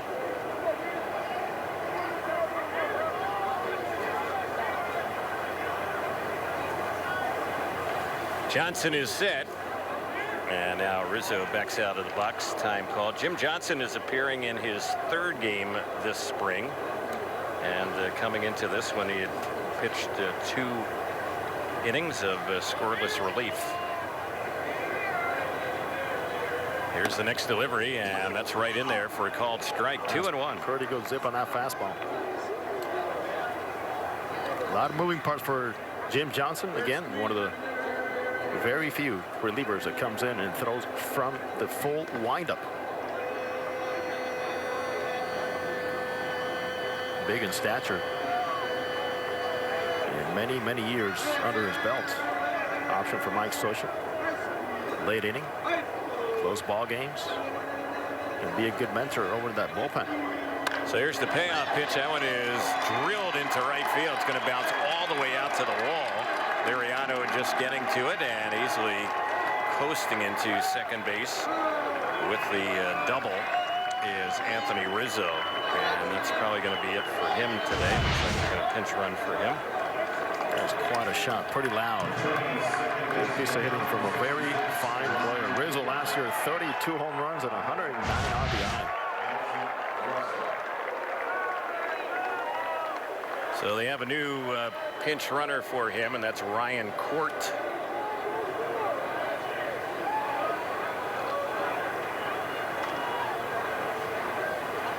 Here's Addison Russell batting, and the first pitch, that one misses low.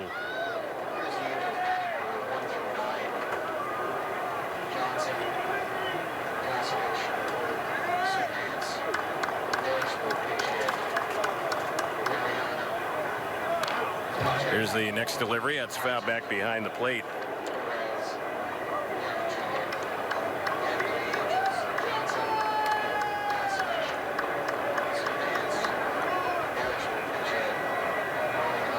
One ball, one strike to count.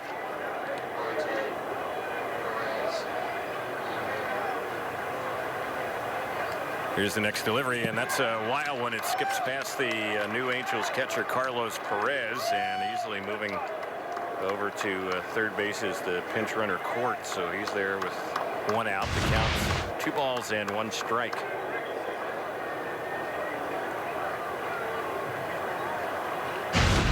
Has such good spin.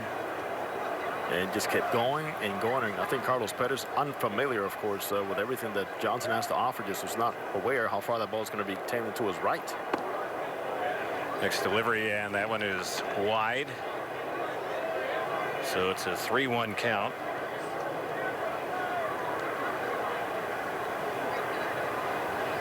Angels up 2-0. We're in the 6th inning, top of the 6th here on this Friday in Tempe, and there's a pop-up on the third base side. Sherman Johnson straddling the foul line makes the catch in fair territory as he came down about, well, maybe 3/4 of the way towards home plate. The third baseman makes the grab on that one. David Bodie will be the batter. Always helps. He take charge early. You have the right angle. That ball's sailing back out over fair territory, and Johnson gets his body in a good position there to make it a lot easier for his catcher to get out of the way with plenty of time. So here is Bodie. Played in Double-A last year. Cubs system. He's batting for Schwarber. First pitch, that one is taken. It's in there for a called strike. This is number 76, David Bodie pitching.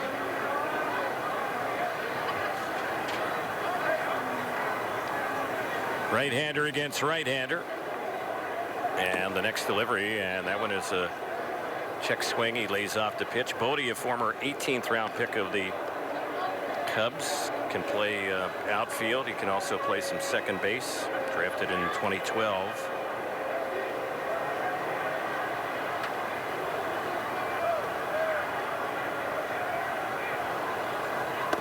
Next delivery on him. That one is low. It misses for a ball.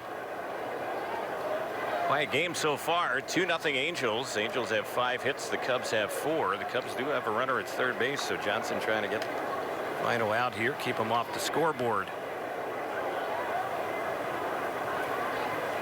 And the next delivery. That's low. It skips away from Perez, and that runner's going to break in and score without a return throw to home plate. So it's now 2-1 Angels. A little different situation here. Carlos just does not do a good job staying down on this pitch. As the ball's coming in and sinking. We try to pick it up instead of getting in front of it and blocking it. I think it's going to be a wild pitch, though, and here's the delivery. That one is hit sharply to short, fielded by Cincinnati, and his throw is in time, and that will end the inning. They do get a run. They had 1 hit and nobody left. So the bottom of the 6th is next, and it's 2-1 Angels on the Angels Baseball Radio Network and Fox Sports Web.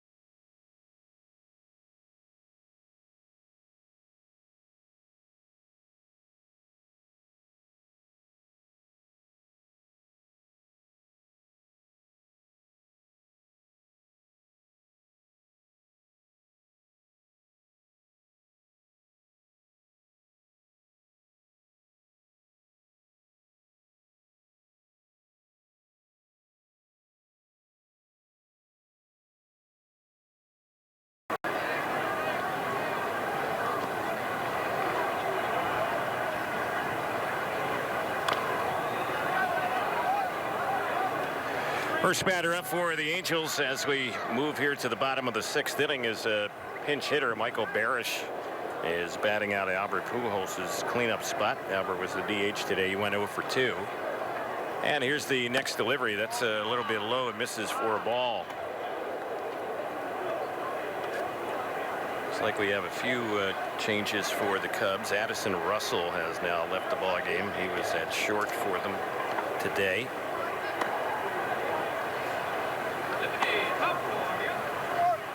Two balls, one strike to count. Mike Freeman has come in to play shortstop. And the next delivery, that's a ball lifted in the air to right field, circling under, battling the sun out there, and making the catch is Mark Zaginis, who came in an inning ago. One out. Reimer Liriano will be the next batter. Ryan Court is the first baseman for the Cubs. And they have a new catcher in the ball game, and that is Ian Rice.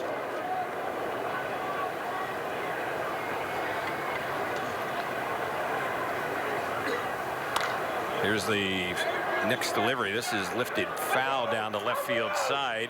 Borges is over there and in foul territory. He's going to make the catch. That one stayed in play. A foul out off the bat of Liriano. 2 are down, and David Fletcher will be the batter. Fans, time now to take a look at the out-of-town scoreboard, brought to you by the Ram 1500. It's Ram Truck Month. Hurry in for a great deal or visit ramtrucks.com to check out the powerful Ram lineup. Around the Cactus League today, the White Sox and Dodgers no score in the 2nd. Cleveland has taken a 6-2 lead against Texas in the 5th. Milwaukee up on Seattle 2-0 in the 4th. Reds and Giants 2-2 in the 6th. Padres lead the Indians 7-3. That's in the 4th. As Fletcher takes a strike, it's 1-1. Colorado trailing Arizona 4-3. That's in the 3rd inning. Check out the Florida Grapefruit League after the pitch. That's outside. Finals, Baltimore beat Pittsburgh 10-8. It was Detroit over Miami 8-3. Minnesota beat Toronto 2-1. Also, the Yankees, a run better, beat Atlanta today 5-4. Here's the next delivery. That's outside. Red Sox over the Cardinals 9-6. Phillies beat Tampa Bay 9-2. Washington beat a Mets split squad 2-1. The other Mets split squad will be playing under the lights against the Astros tonight. Here's the 3-1 delivery, and Fletcher is aboard, and he has a 2-out walk. What's new? David Fletcher is aboard. Terry, David Fletcher got the Twitter account full as we put in a request for anybody that knew could give us some information on David Fletcher. Cypress High School product. Career 382 in high school. He's got a few records. Hits in a season. Career hits. Innings played. Careers run scored. Career stolen bases. Career triples. Terry, he's got them all. And thanks to those that were able to send us the information, and some were delivered the way Terry Smith likes it. Here, Terry, here's a little note for you. What do we have here, Jose? David Fletcher, and his brother now, of course, was a standout player at Cypress, now plays center field at University of Arkansas. How about that?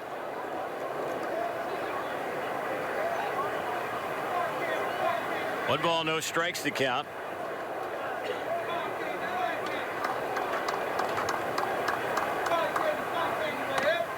Here's a pitch cut on and missed.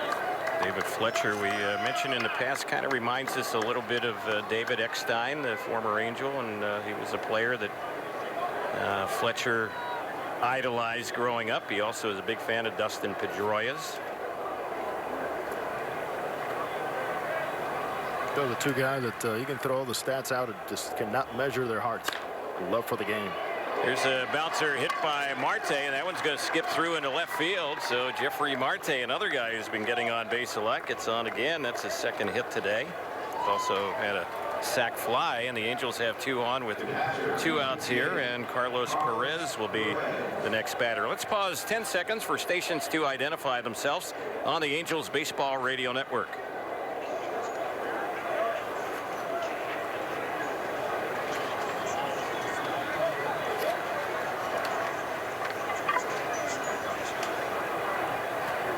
So here's Carlos Perez trying to drive someone in, and he bounces the ball through the left side. That's going to skip through into left field. Being waved home is Fletcher. He will come in to score, and the Angels add on. You love those 2-out runs. All of this happening with 2 outs. Carlos Perez with the RBI hit, and it's a 3-0 Angels lead.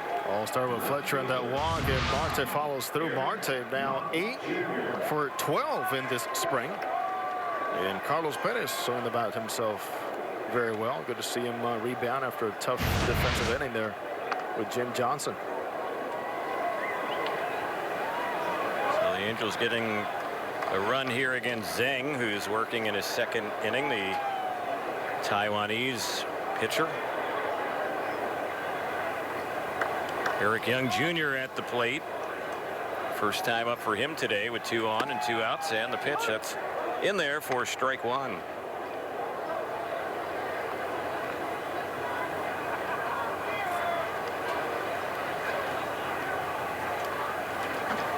Here's the pitch, and that's a cut and a miss. We mentioned Peter Borges, the former Angel, has been playing left field for the Cubs. They also signed a former Angel pitcher in the offseason, Tyler Chatwood, who they're hoping will be a big piece of their rotation this year.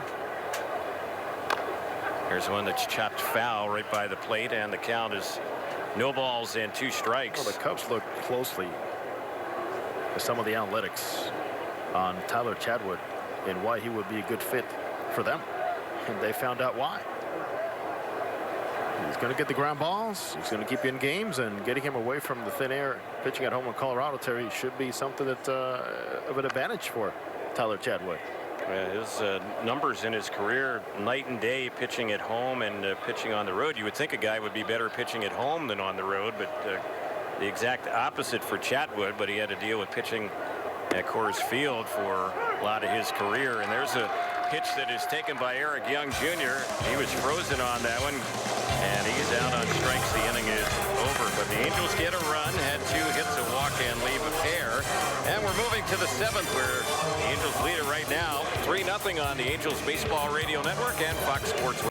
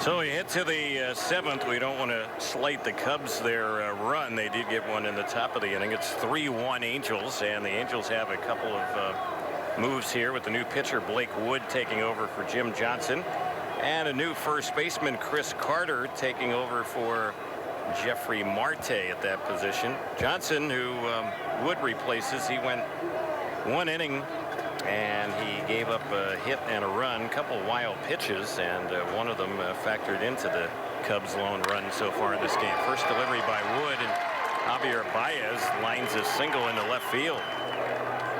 Coming into this game, Blake Wood had worked in 2 games, 10.80 ERA in 1 2/3 innings, 2 earned runs, 2 walks, 1 strikeout, and now 5 hits allowed. Vying for a spot in the Angels bullpen. So Baez is going to leave, and Chesney Young is going to run for him. That's a good artistic name, Terry. I know you're into your music. And Chesney Young, yeah. I like the sound of that name.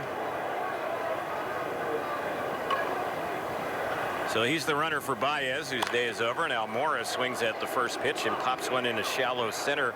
Cervantes is out there, and he will make the grab on that one for the out. 1 away.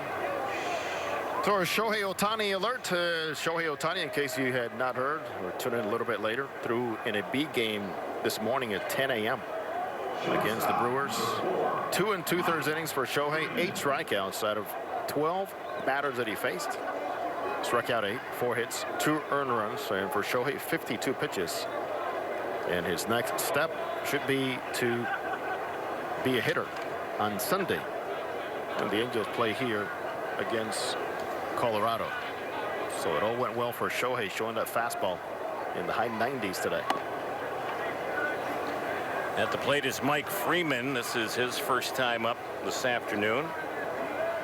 He's hitting out a Caratini's spot, the number 8 spot.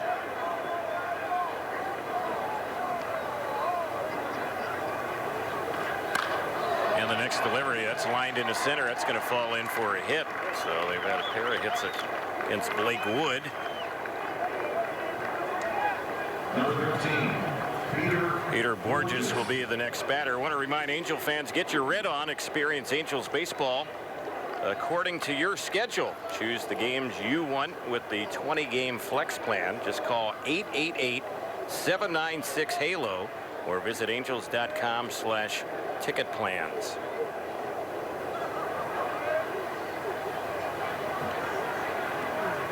Opening day for the Angels will be on the road on the 29th of March. The Angels will open up the season against the Oakland A's.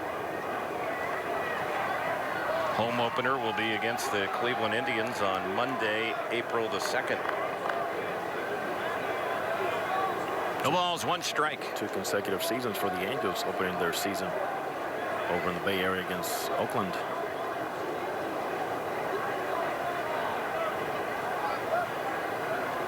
The guy we saw on the mound today starting the game for the Angels could be that opening day starter. We'll see. Garrett Richards was strong today, allowed just 2 hits, no runs in 3 innings. Here's a little flare in the center field. It's going to drop in, and Borges has a hit. So Blake Wood has come in here and allowed 3 hits to the 4 that he's faced, and he's really worked himself into some trouble here in the 7th. That ball was smoked by Peter Borges. Line drive up the middle. Great use of those hands.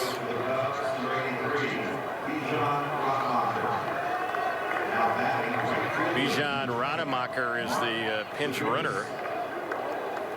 So Borges, his day is over. And getting ready to bat here for his first time up is Mark Zaginis. He's hitting out of Hayward's spot. He replaced him in right field. Takes the first pitch for a ball.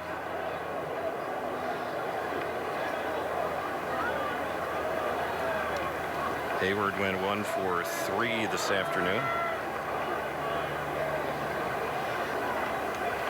Here's the pitch, and that one is pitch taken for a ball. 2-0.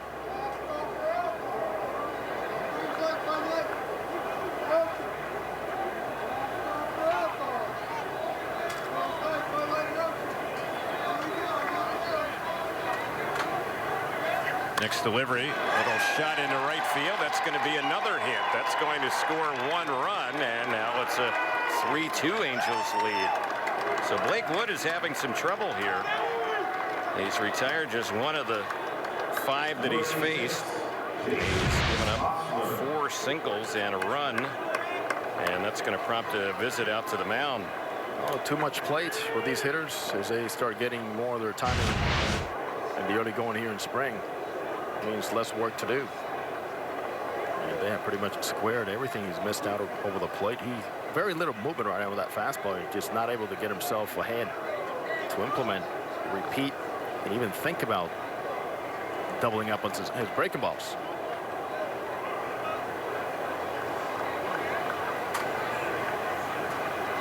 So that meeting is still going on out there.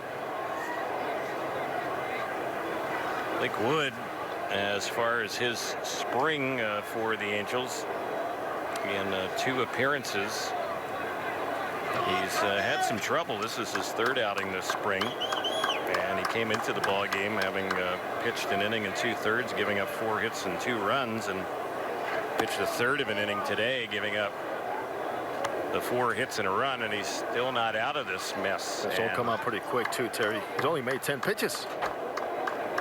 A lot of early swings. Vosler is at the plate. He's 0 for 1 since coming in, left-handed batter.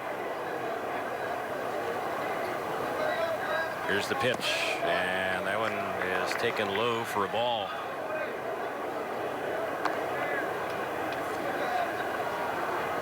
Court waiting on deck.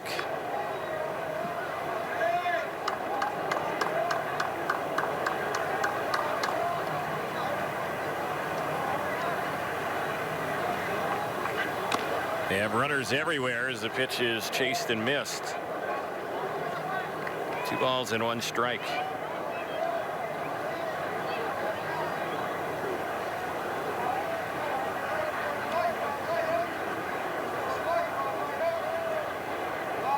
Two balls, 1 strike. Here's the next delivery, and that's a swing and a miss. It's now 2-2.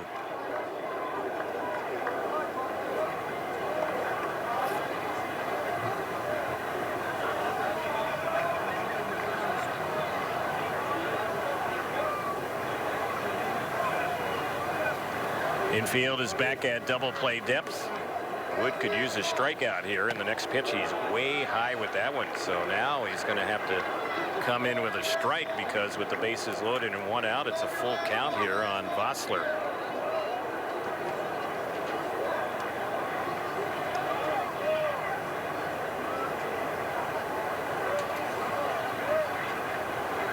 We'll see what gives on the 3-2, and it's fouled back behind the plate.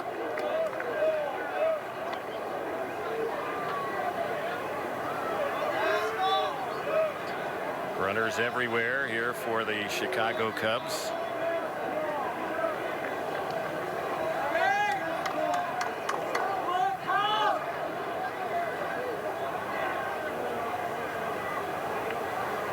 Here's the next delivery. This is lifted in the air into left center field, and running it down is Eric Young Jr. The runner will tag and come in to score, and that's going to tie up the ball game at 3. Sacrifice fly there. Freeman coming in from third base. So here is Court getting ready to step up in a tie ball game.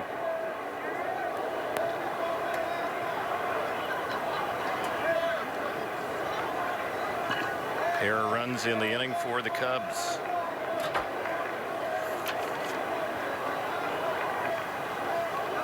Here's Court batting, and the first pitch there very late with that swing. He tried to hold up, went around for strike 1.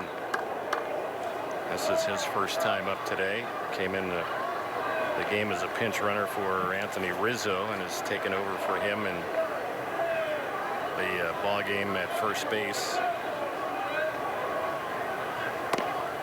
Next delivery, takes that one, and the count level. It's 1 ball, 1 strike.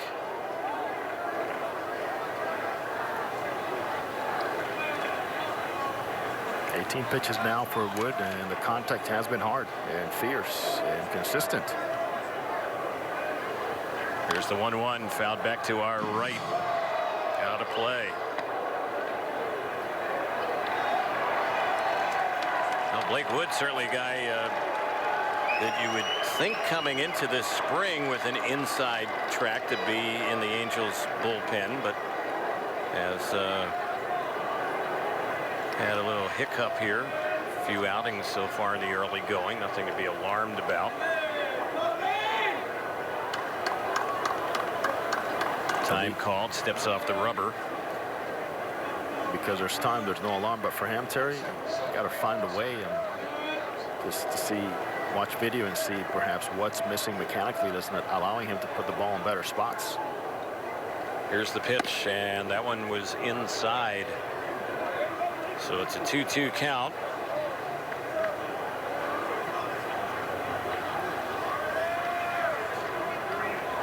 Wood was arbitration eligible and came to an agreement with the Angels on a 1-year deal. So it's a 2-2 count here on Court, and the next pitch, and that's high. So it's a full count. He's been behind against some of these hitters. He hasn't walked any in this inning, but he has been hittable. They've had 4 hits against them.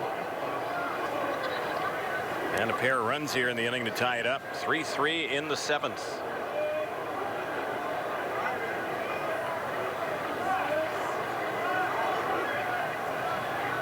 So with 2 outs, we'll see what gives. Payoff on its way. Grounded on the right side. Should be an easy play for Fletcher. He will throw out Court, and that's how the inning will end.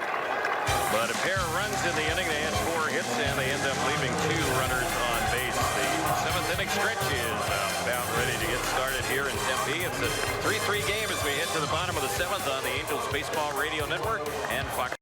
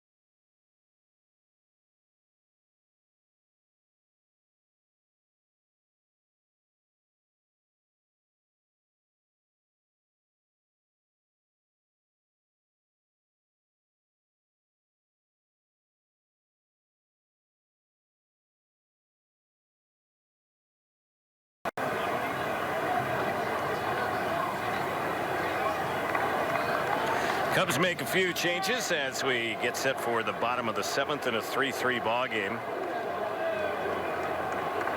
They have a new pitcher. Randy Rosario takes over for Chen-Ho Tseng. Chesney Young has stayed in the game. He is playing second base.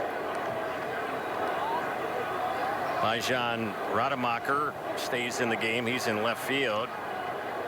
Charzar Burks is now the new center fielder for the Cubs. Here's the next pitch, and this is Sherman Johnson at the plate. He fouls that one off on the left side, backing out of play. I want to remind you, Angels on the Move. It's brought to you by Old Dominion Freight Line, the official freight partner of Angels baseball, Major League Baseball. And the Angels will be moving on to Peoria for a game tomorrow night. First night game of the Cactus League for the Angels, as the Angels will face the Seattle Mariners. Here's one that's inside on Sherman Johnson. That game tomorrow in Peoria, the Angels will be sending Tyler Skaggs to the mound. Rob Wallen will pitch for Seattle. Then Sunday, the Angels will be right back here to take on the Rockies. Matt Shoemaker gets the start in that one.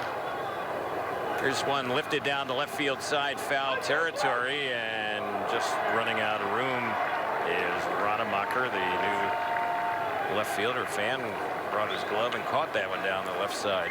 Came ready. Ball found him. A lot of youngsters made the trip down here with their coaches. Some teams, actually young teams, are out here today too. Here's the 2-2, and that one misses.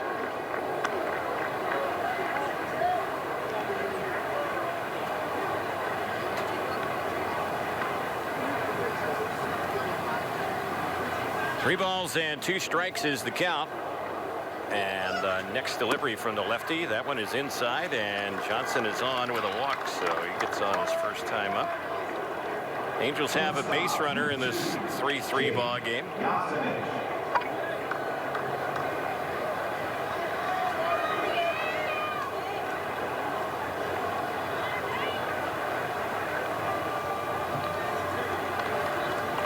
Jake Yasinich will be the next batter for the Angels.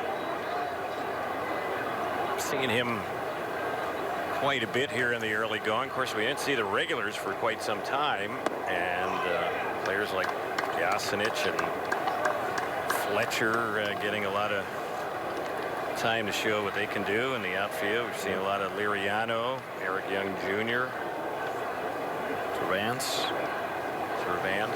Jabari Palash has played a lot here so far. Hoping the regulars can make the trip tomorrow. Get some at-bats under the lights. There's one lifted foul down the left side. So the count is no balls and 2 strikes. Kinsler, Trout, Upton have played in 2 games. Pujols has played for his 3rd game, 4th game?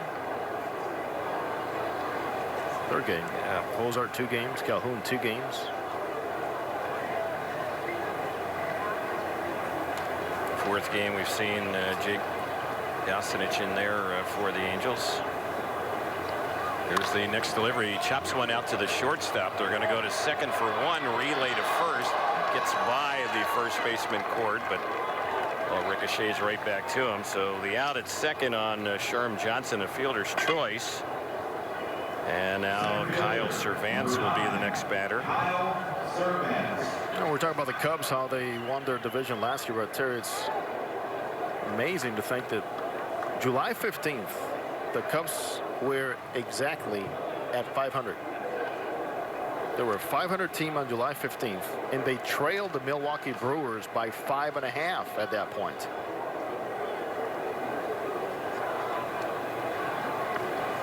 And when the offense turned around, boy, things absolutely turned around for the Cubs. Before the All-Star break, averaged just about 4.5 runs per game.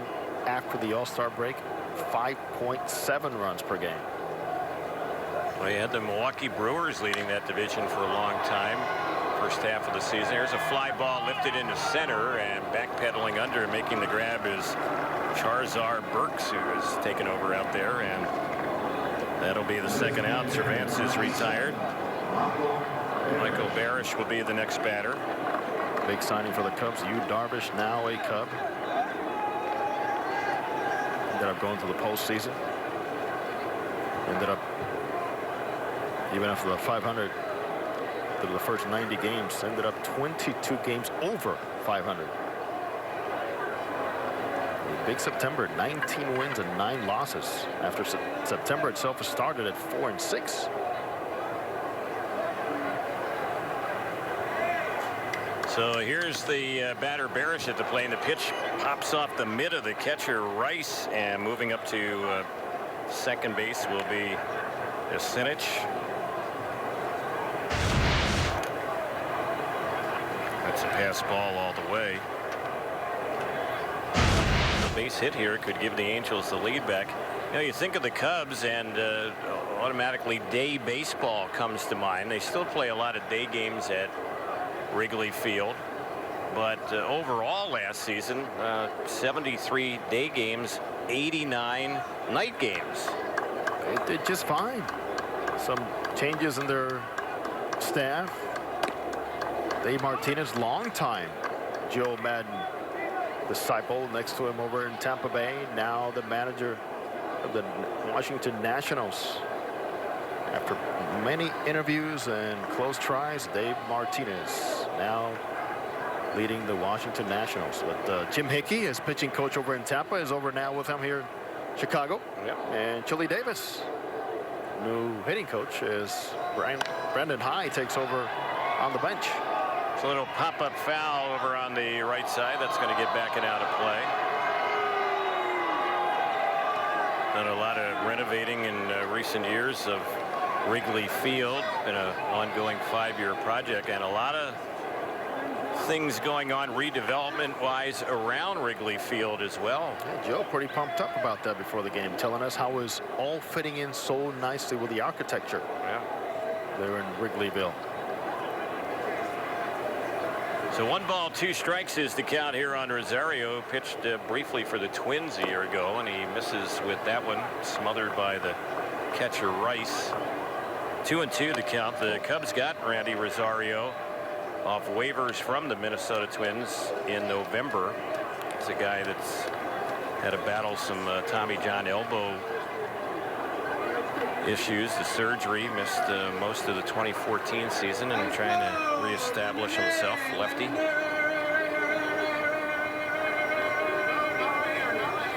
He's set, and the 2-2.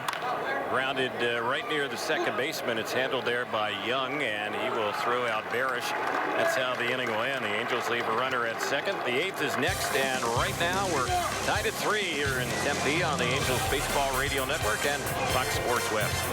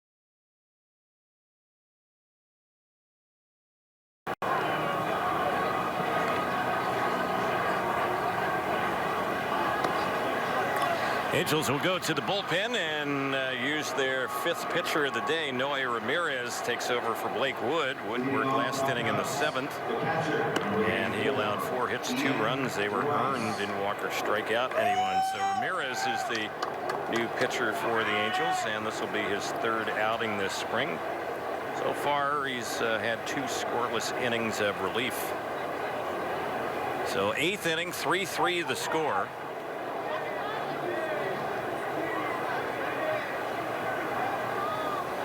Ian Rice is the batter, and he is hitting out of Addison Russell's cleanup spot. This is his first time up. Russell went 0 for 3 for the Cubs, and the first pitch on Rice, their catcher, is in there for strike 1.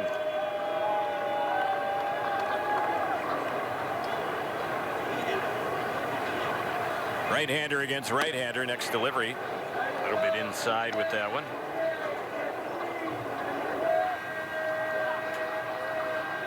1 ball, 1 strike.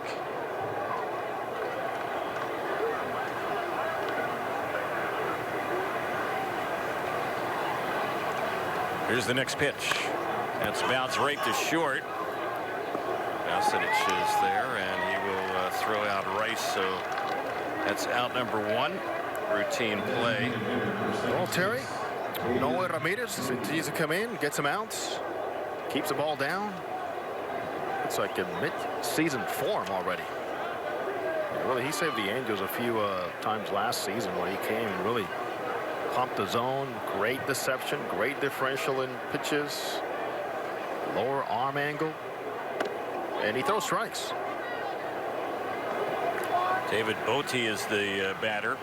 He's been DHing since he came in. He's had 1 at bat and grounded out. Here's the 1-0, and that one there, he waves and misses that one for strike 1. It's 1 ball, 1 strike on Bote. Yeah, that's one of those. You're thinking sinker in, and you commit as a right-handed batter, and your hip is flying out, and with as much as he takes off of that slider, easily fooled. Here's Ramirez next pitch, and that one is cut on and missed. Noe Ramirez, sinker ball guy, good slider, good changeup. Originally with the Boston Red Sox. Kind of a finesse right-hander, if you will. And the next pitch, and that one is fouled back behind the plate. To the big leagues with the Red Sox in 2015. He's been around with big league experience, 43 games, career 4.38 ERA. For the Angels last year, 2.16 ERA in 8 1/3 innings. Here's the next pitch. That's fouled back behind the plate, and he's on the Angels 40-man roster, and he's also out of options. So it'll be interesting to see how that factors into any opening day roster decisions. There's a guy that just the way he pitched in the regular season, you don't want to lose. He was terrific in one thing, and Mike Scherzer brought him into the fire. 15 inherited runners last year. Only 3 scored. There's a pitch that's chased and missed, and down on strikes goes Bote. So that's out number 2. Chesney Young will be the next batter. As I recall many times too, Terry, it wasn't just inherited runners. There's 2 outs, second and third, get me 1 out. A lot of times it was, you know, first and second, nobody out. A couple times bases loaded, nobody out. And no way, found a way. So here is Ramirez delivering, and that one is a breaking ball, misses on Young. It's talking about the Cubs, the fact that they've been to the postseason 3 years in a row, the last 3 years, and they won their division the last 2 years, and how long a stretch it had been since they were in postseason in several years running. Yeah. If they get to the postseason this year, and a lot of people think they will, it would be the first time in their franchise history that they've ever been to the postseason 4 years in a row. Well, they're prepped and well structured for that. The way Theo Epstein is working together with the ownership, Joe Madden, getting the pieces together. One thing for the Cubs is they drafted right, Terry. There's no doubt they drafted the right guys to be able to contribute. Schwarber, Bryant, Almora, all these guys already had something to do with their championship 2 years ago. Here's the next delivery, and that one is low. For many years, of course, the Cubs kind of known as the lovable losers, and even though they've had a lot of success here in recent seasons, they have not been to the postseason all that much over the last, well, 4 decades or so. Here's one that's chopped on the right side. That one is right at Fletcher, and he will throw and get Young. That'll end the inning. 4-3 ground out, and a 1-2-3 inning, strong inning for Ramirez. The Cubs have been to the postseason only 14 times in the last 45 years. 14 winning seasons.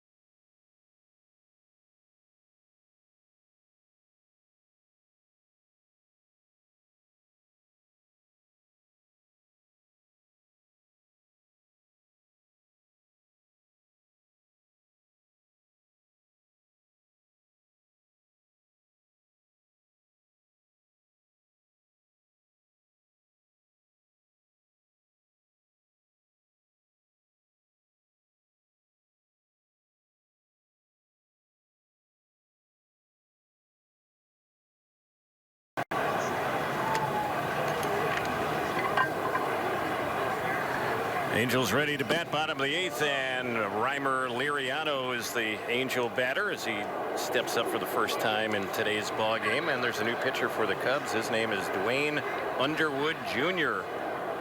Pitched in Double-A last year, had a good record, 13-7. And the next delivery, that one is taken for a ball. Watching him warm up, nice fluid delivery right over the top with a pretty loose arm. Pretty good skills for this youngster. Next pitch, and that one is popped in the air, foul over on the right side, and that's going to get back and out of play.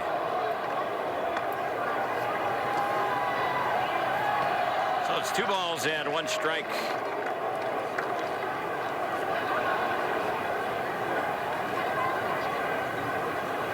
Angels have Jake Jewell up in the bullpen, so we'll probably see him come into work when we get to the 9th.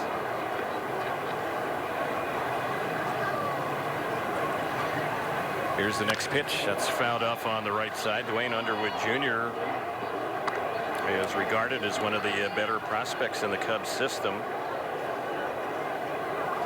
Double-A last year, 13-7 record, 4.43 ERA, and 24 starts. And here's the next pitch. This is grounded foul over on the left side. So 2-2 is the count. I think it's noticeable for those watching on television is when he breaks his hands, then he'll bring his throwing hand behind his back, so he'll show the ball to the hitter. Not that you're able to pick up grip or anything like that. You see a lot of white right behind him, and then you find the baseball coming in. Here's one that's fouled off over on the left side. This bottom of the 8th inning being brought to you by our friends at Rotolo Chevrolet in Fontana, the #1 Chevrolet dealer in all of California. Rotolo is pursuing excellence every day. You can visit them at rotolo.com. Underwood replacing Randy Rosario, who had a hitless and a scoreless inning against the Angels last inning. He did walk a batter. There's another one that's fouled off by Liriano, so he's battling here against the new right-hander, and the count holding at 2 balls and 2 strikes. You see Underwood Jr. in between pitches making some gestures, asking his catchers for a little feedback, but mainly just almost reminding himself on the things he should have done on certain pitches, with a finish, with a follow-through. And the next delivery there, well, it's fouled off right by the plate. Terry, we forgot to mention one of the additions here to the Cubs staff, your good friend Brian Butterfield. Yes. Known him for a long, long time, and third base coach. He's now with Joe Madden, and the pitch. There's a little pop right out to the second baseman, and breaking his bat on that one is Liriano for the first out. Easy play. Number 86, David Fletcher, the batter. Pardon me, Harry Kinski, now the Angels hitting coach, who was an assistant hitting coach with the Cubs. Well, we've gotten the attendance, and we knew it was a big crowd, and sure enough, the largest so far this spring for the Angels here in Tempe, 8,194, 8194. You got me by a lot. There's one that's low and away, and a lot of them are still here. It's thinned out a little bit, but not much. Here's the 1-0. And Fletcher takes that one high, ball 2. 2 balls and no strikes. Pride of Cypress High School, Loyola Marymount. Here it is. Now we have more information on David Fletcher than on any minor leaguer we've had in camp. Thanks to all those who contributed. Yeah, I guess the tweets were coming in strong yesterday. In fact, I was asked to put a call into the high school to get more if I needed to. It's good to talk about kids like this. I mean, playing with their heart, leaving it all. And one of the comments, one of the viewers was, what you see is who he is. There's a ball that is popped in the air behind second base, and Young will make the catch on that one. So he's handled a couple out there near second base. Pop out off the bat of Fletcher. Here's Chris Carter. Chris Carter's had a nice spring so far. 3 for 9, a home run. He's only struck out twice, by the way. You can really see him spread out a little bit more, and just from Eric Hinsky and the Angels and their input of just trust. He's strong enough. How about thinking contact most of the time? And the pitch, and that went on Carter, a ball to count 1-0. He's batting for the first time in the ball game. Took over at first base for Marte, and Jeffrey Marte had a nice game for the Angels as Carter takes that pitch and counts 2-0. Yeah, Marte's now 8 for 12 this spring. Marte had 2 singles and 2 RBIs. He drove in a run with a sac fly as well. Carter takes that one, is outside, so he's been patient in this at bat, and the count on him is now 3-0. Next delivery, chased and missed, good off speed pitch. That's pitching. That's not giving in to just 3-0. Here's an automatic fastball. Really like this kid, Terry. It works fast. 3-1. It's fouled off on the right side. Terry Underwood Jr. is not messing around. He's had some injury issues in the past, but was healthy last year. Had a good season in Double-A. Here's his next delivery, and on the 3-2, that one is low, and it's ball 4. So Carter ends up getting a walk. Angels have a base runner. Carlos Perez will be the next batter. Well, we mentioned when things got underway today, both teams in the Cactus League had each won 4 games, but the Cubs had a couple of ties, and we're tied up here in this one. We're in the bottom of the 8th inning, 3-3. Carlos Perez is the batter, and he's already had an RBI hit. It's only time up. He takes that one, ball 1. I was talking about Underwood Jr. and reminds me a little bit of somebody that's actually in the Cubs dugout today as a guest instructor, Rick Sutcliffe. He used to bring that hand behind his back and curl that wrist before firing away. There's a bouncing ball hit deep on the left side. The shortstop has it pop off his glove. That's Freeman. And that'll keep the inning alive. It should have been the final out. Figures to be an error on the shortstop, Mike Freeman. The Angels will take it, though, and have runners at first and second, and we'll see what Eric Young Jr. can do. Way to his right, and he was moving to his right. You can see his head bobbling. His feet were not in the position to keep everything straightened out and balanced out. So that's an error on Freeman. The Angels have a pinch runner. Riley Unruh will run.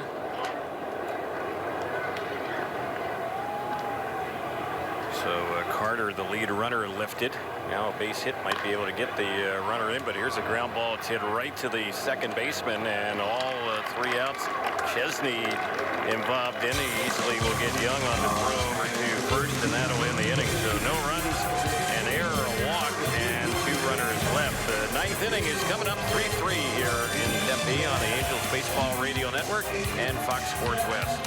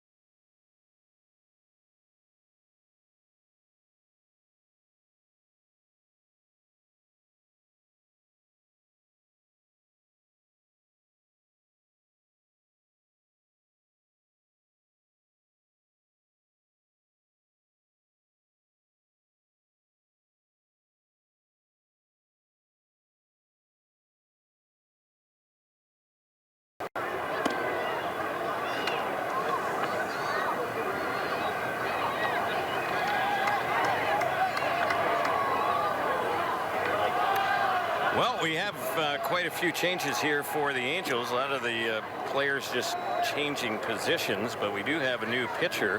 Jake Jewell will take over. Young pitcher in the Angels system who we've seen already this spring, and he gets ready to face Burks, who is swinging at the first pitch and fouls that one off for strike one. Charzar Burks, who took over for Alberto Almora Jr. Almora was 0 for 3 today. Sherman Johnson has moved from third base over to first base. There's a little bouncing ball hit out to second. Riley Unroe is playing there for the Angels this inning, and his throw is in time for the first out here in the ninth. David Fletcher, who was playing second, has moved over to shortstop, and Jake Yasinich, who was playing at short, has moved over to third base. Angels making the infield moves after Chris Carter, who was playing first base, was taken out for a pinch runner in the bottom of last inning. So here is Mike Freeman set the bat. He's had a hit his only time up, and Jewell's pitch, that one is in there for a called strike. Jew has worked a couple of games so far, 2 innings, has not allowed a hit or a run, and he has struck out 5 batters. No walks. His delivery, and that one is right in there for a strike, and he's jumped in front on another hitter here. 0-2. It's been impressive so far this spring. He pitched at Inland Empire in Mobile last year, was a starter. Good sinking fastball, slider, curve, and changeup. And the 0-2 delivery on Freeman, that's way outside. It misses. Noe Ramirez pitched last inning for the Angels, and he had a 1-2-3 inning with a strikeout. He's looked good so far this spring. Here's the next delivery, and that one is lined right near Fletcher, who makes the catch on it. Ball was hit hard, and when Fletcher made that catch, you can see the momentum of the ball kind of made him move back a little bit. It was hit so hard, but that's the second out. Makes a switch from second to short. Good reaction on that play, and tracking the baseball as it's slicing away from him. So 2 gone here in the ninth with the game 3-3. And this is Rademacher, who's batting. He came in as a pinch runner back in the 7th, and he's batting for the first time. He takes that one for ball 1. It's 1 ball, no strikes.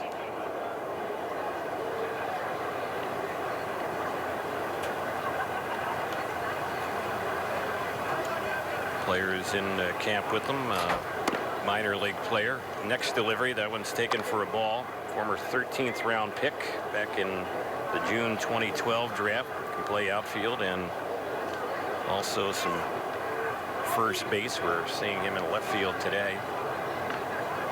2-0 the count. Jewell ready, and the next delivery, that's fouled off on the left side. Jake Jewell has a nice smooth delivery out there on the mound, and he's been a strike thrower the times we've seen him. He has, and you can see that there's nothing forced. Just allows that ball to freely get out of his hand and pop that mitt.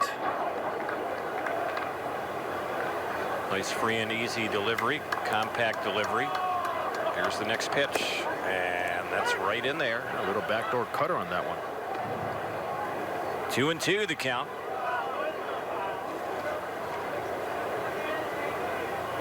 We get to the bottom of the ninth. It'll be Sherman Johnson, Jake Yasinich, and Kyle Cervantz, the first 3 for the Angels, and see what the Cubs do pitching wise. It's a breaking ball, a check swing, and they say he was holding, so it's a full count.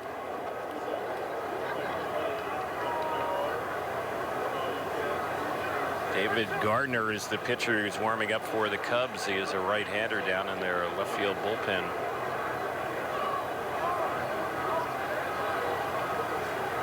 So here's the payoff, and he walked him. It was high. Fastball missed. Inning isn't over yet.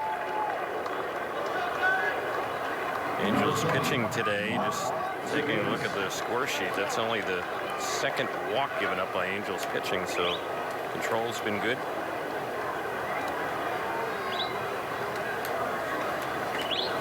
Angels in this ball game have 3 runs on 7 hits. The Cubs have 3 runs on 8 hits.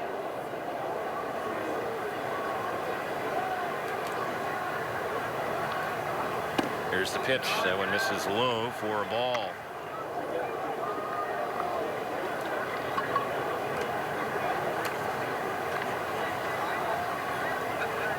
Zagunis at the plate.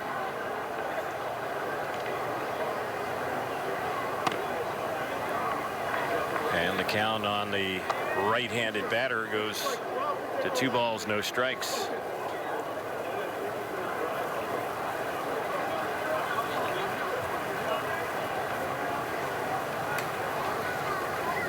Jewell working from the stretch has the sign, and here's the next delivery, and that one missed. So he's fallen behind. It's now 3-0. It's going to get Carlos Perez out there to have a word with the young Angel pitcher.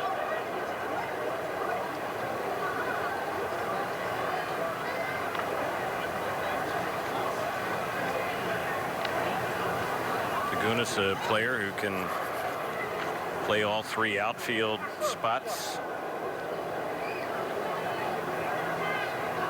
Pretty patient at the plate, at 70 walks last year in AAA. He takes that one on a 3-0, and now it's 3-1. That's saying a lot, Terry, about, of course, a season that does not go 162 games, and the many different zones have to deal with the umpires in the minor leagues. Yep.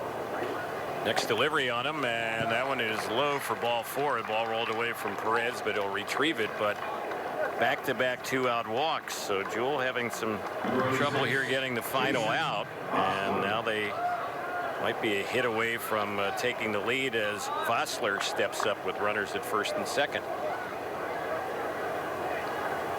He's had an RBI on a sac fly since coming into the game.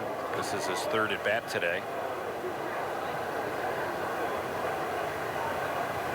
Here's the pitch, and that one is inside. It misses.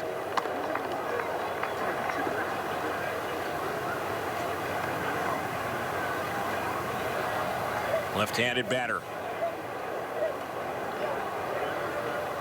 Jewell is ready, and the next pitch, and he checks the swing on that one, and that's in there. A little bit of a delayed call by Jim Reynolds. 1-1.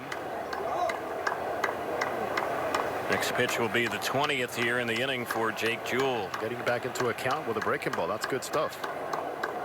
6th pitcher of the day for the Angels, misses low and in.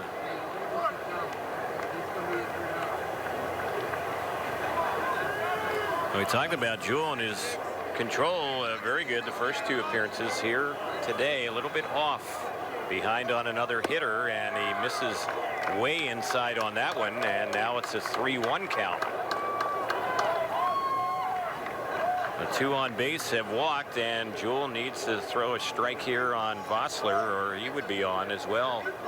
And here it comes. He walked him. It was high. Well, got those 2 outs, and then started getting a little tentative around the zone. So 3 straight batters have picked up 2-out walks to load him up. And now Charlie Nagy, the Angels pitching coach, is going to try and settle down Jake Jewell, who has maybe lost his release point out there, but he is struggling to throw strikes. Yeah, that's what it appears like. Kind of holding back a little. We were talking about the fluid delivery he showed the first 2 batters in the first couple of appearances here in the spring. I guess to a point we always say, you know, 9th inning in spring training, it's always a little interesting. It's always adventurous. Many reasons. Yeah. It really is. You don't see too many clean 9th innings here in the Cactus League.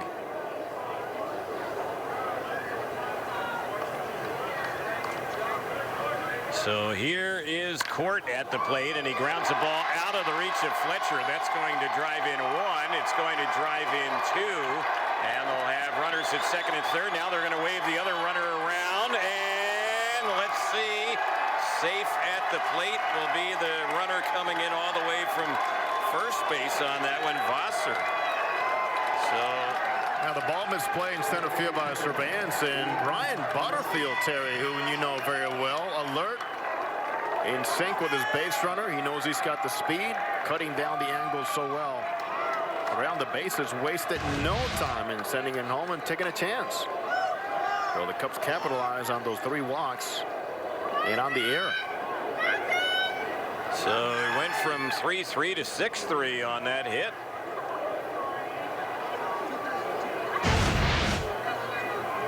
And at the plate cutting and missing the pitch is Ian Rice.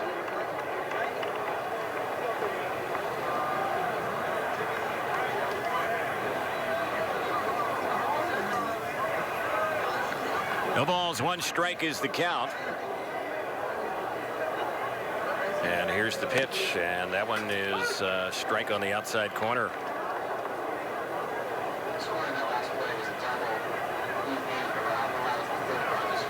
Scoring will be a double and an error on the center fielder, Servant. So 2 RBIs for Court on that one. The third runner who scored comes in on the error by Angels center fielder, and there's a swing and a miss, and down on strikes goes Rice to end the inning. But after the first 2 were retired in the inning, 3 runs come in to score, and the Cubs will take a 6-3 lead to the bottom of the 9th here in Tempe on the Angels Baseball Radio Network and Fox Sports West.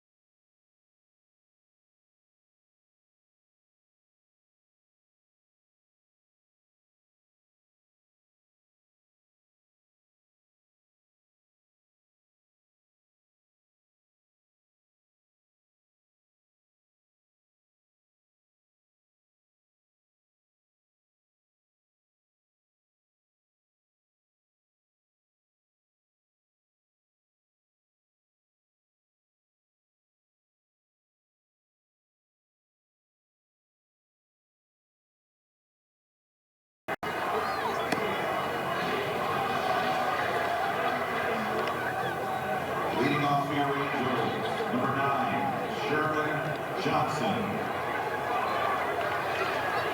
Well, the Angels, who had not trailed in this ball game until this 9th inning, are down by 3 as we go to the bottom of the 9th. There's a new pitcher, David Gardner, in the game. He replaces Dwayne Underwood Jr., who worked a scoreless inning with a walk against the Angels last inning, and we'll see if the Angels can mount a comeback now, down 6-3, as a new pitcher, David Gardner, will take over for the Cubs. It's their 8th pitcher today. They have more action in their bullpen as well. And the first pitch on Sherman Johnson, that's taken for a strike.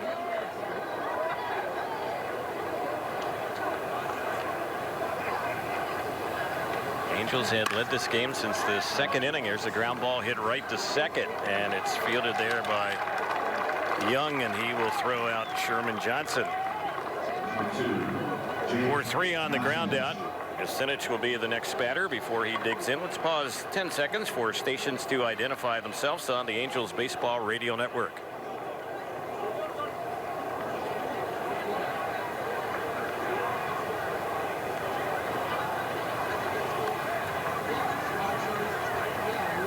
First pitch on Yasinich, and he lifts the ball in the gap in left center field, and that's going to split the outfielders, and it's going to bounce out near the rim of the track. He will hustle into second base, and he is there with a 1-out double.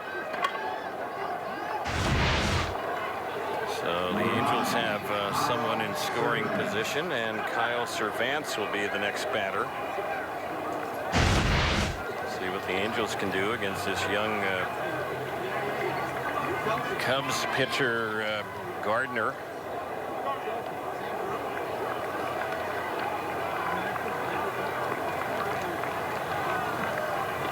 Cervantes coming in is 0 for 1.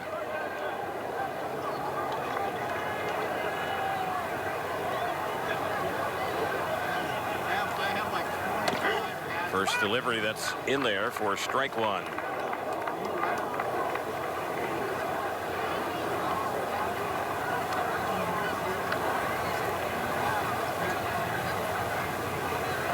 Infield is spread apart, backed up, no shift on. Outfield not too deep, and the next pitch, and that's right in there on Cervantes. So the count jumps to no balls and 2 strikes on him.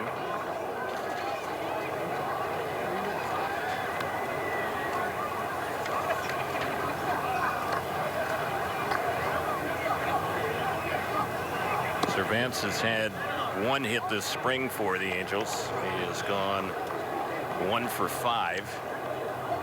Counts 1 ball, 2 strikes on the young Angels minor league player, Kyle Cervantes.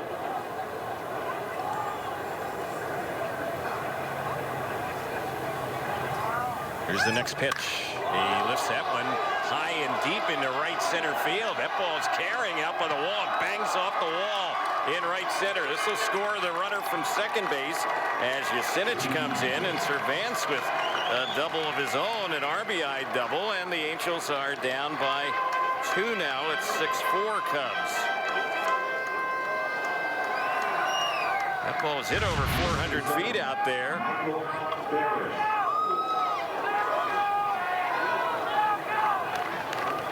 So Barish will be the next batter.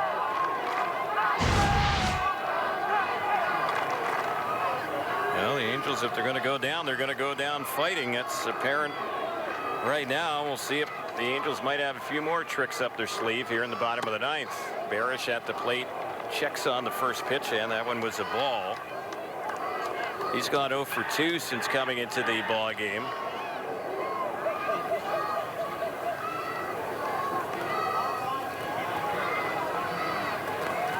Barish is 1 for 6 this spring.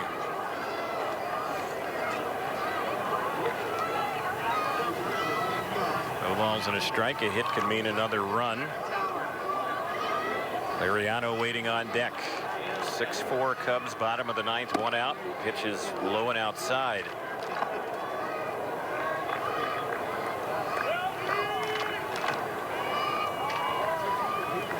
Barish, one of many catchers in camp, non-roster invitee, who played at Inland Empire in Mobile last season. Hit 241 with 10 home runs. Has a little bit of pop in his bat. He takes that one low.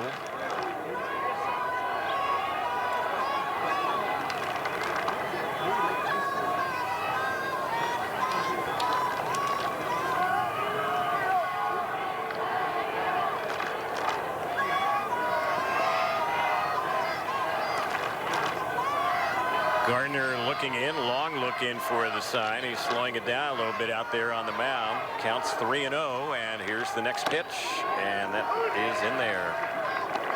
Like an elevated strike there, a little bit high, but called a strike by the home plate umpire Jim Reynolds. So it's a 3-1 count.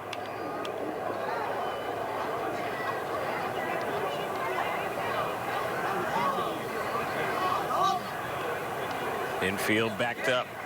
Here's the 3-1. This ball's chopped out near second, stopped by the shortstop. Freeman's throw will get Barish. Now the Angels are down to their final out on the play. Cervantes moves up to third. He's there with 2 outs. Liriano trying to keep this game alive. Liriano today has gone 0 for 2 since coming into the ball game. He's had 4 hits and 16 times up this spring. He's played a lot. This is his 7th game for the Angels this spring, and the Angels are playing game number 8 overall. Here's the pitch, chopped foul over on the third base side. So no balls and a strike on the Angels right fielder Reimer Liriano. Jose is headed downstairs. He'll have a visit coming up right after this ball game wraps up.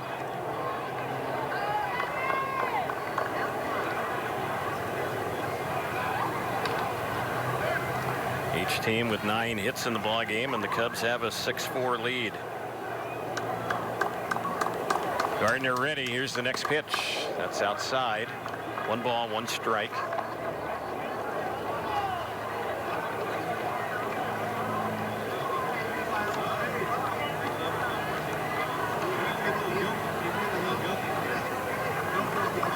Cubs scoring 3 here in the 9th. The Angels have had 1 in the 9th, but the Angels are down to their final out. There's one that's fouled off right by the plate. A piece of Liriano is hunched over in some pain right now, and the count on him is 1-2. Liriano trying to walk it off. He's walked all the way out of the batter's circle here,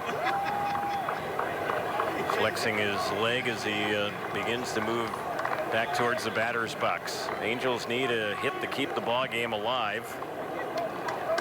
David Fletcher would be up next if Liriano can get on base somehow. He's in the hole. The count's 1-2.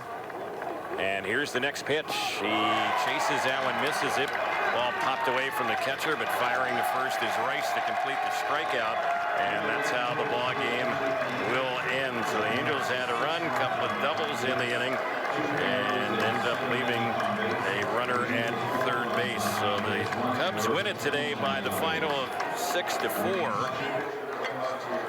The Angels now in Cactus League play, 4-4, and the Cubs are now 5-1-2 here in the Cactus League. And Angels will get ready to play the night game tomorrow, and that will be in Peoria against the Seattle Mariners. And the first pitch for that one back home tomorrow will be at 5:40. That'll be Tyler Skaggs getting the start for the Angels as the Angels face Seattle for the first time this spring. Angels falling today here to the Cubs by the final score of 6-4. The two teams will not face each other during the regular season. The Angels will have one more spring training game against the Cubs, and that'll be coming up a week from today, next Friday, when the Angels play the Cubs at their ballpark in Mesa at Sloan Park. So Angels drop it here this afternoon. Chicago comes away with the victory by the final score of 6-4. Well, an old friend of ours is going to join Jose down by the Angels dugout area on the first base side. Our old friend is former Angels bench coach, and that is Joe Madden. Take it away, Jose. Joe Madden, we got to make the exception here, of course. Break the rules. Joe Madden visits a place that he loves and brings many memories. But also, you wanted JP as part of the interview. Tell me why. Well, JP really taught me a lot while I was a coach here with the Angels. He's one of the finest catching instructors you're ever going to find. Also, one of the more humorous baseball players. He helped me celebrate one night in Toronto that I'll never forget, actually. Him and Shane Halter, if I remember properly. Baby. Yes, yes. So it's JP. It's all about JP. How could that humor help out with Mike Scioscia next to him? Well, listen. Scioscia and I used to have a blast. You were there. You saw it all the time. I don't know what you're talking about. Yeah, but I'm really curious to see how this works out with JP and Scioscia. Somebody should have a tape recorder there. I think it's going to be hilarious. JP, before I let you go, tell me one thing you did learn from this man and his communication skills as a bench coach. Keep laughing. That's it. Just keep laughing. Well, that's very easy, Joe. No, this guy, Vanderbilt dude, really, he comes with a high IQ and a baseball high IQ also. He's going to do a great job for the Angels. Let's talk about memories for you every time you visit this place here and what it means to you to see Angel Rays, see the fans, and certainly you now as a world champion. Well, what I would do right now, jump on that bicycle and start doing some laps around. I was looking at the flags. Part of actually 86 and 82. I was in the minor leagues. But 2002, 4, and 5, those are pretty big years. Really cut my teeth. I was telling the guys on the way over, I did my undergrad and grad work here, and that permitted me to go on with the, of course, with the Rays and now with the Cubs, which I'm having a great time here. The mentality of your ball club, seeing what's ahead of you. You always say, yeah, you want that target, you want that bullseye on you. How do you make those guys believe it's okay to do that? Well, absolutely. You want high expectations. Why would you ever want to do anything in your life where expectations were low? Our guys really embrace that eagerly, actually. We talk about it. We actually very open about it. So when our guys show up, you got 40,000 folks every day at Wrigley. There are high expectations from the fan base right now, which I think is a good thing. I want the fans to put that kind of pressure on us in a sense, and our guys respond to it extremely well. So you never want to do anything in your life without high expectations attached to it. Joe, thank you so much. You have met them all the same. Con Pino, gracias, socio. Miércoles con Pino. Anytime is day con Pino. Thanks so much. The very best. Terry, good memories all the way around when this guy is around, of course. All right, one of our all-time favorites, Joe Madden, and of course, what a job he has done since becoming a Major League manager, taking Tampa Bay to a World Series, winning a World Series now with his club, the Chicago Cubs. Well, the Cubs come away with the victory, beating the Angels today by the final of 6-4. I want to thank you for joining us here at Tempe Diablo Stadium. For those of you watching on Fox Sports West, Jose Mota and Ken French will have a lot more post-game analysis coming up on Angels Live, and on the radio side, we'll have more post-game coverage for you on our flagship station, Angels Radio, AM 830. Again, the final, Cubs over the Angels today, 6-4. Thanks for joining us on the Angels Baseball Radio Network and Fox Sports West.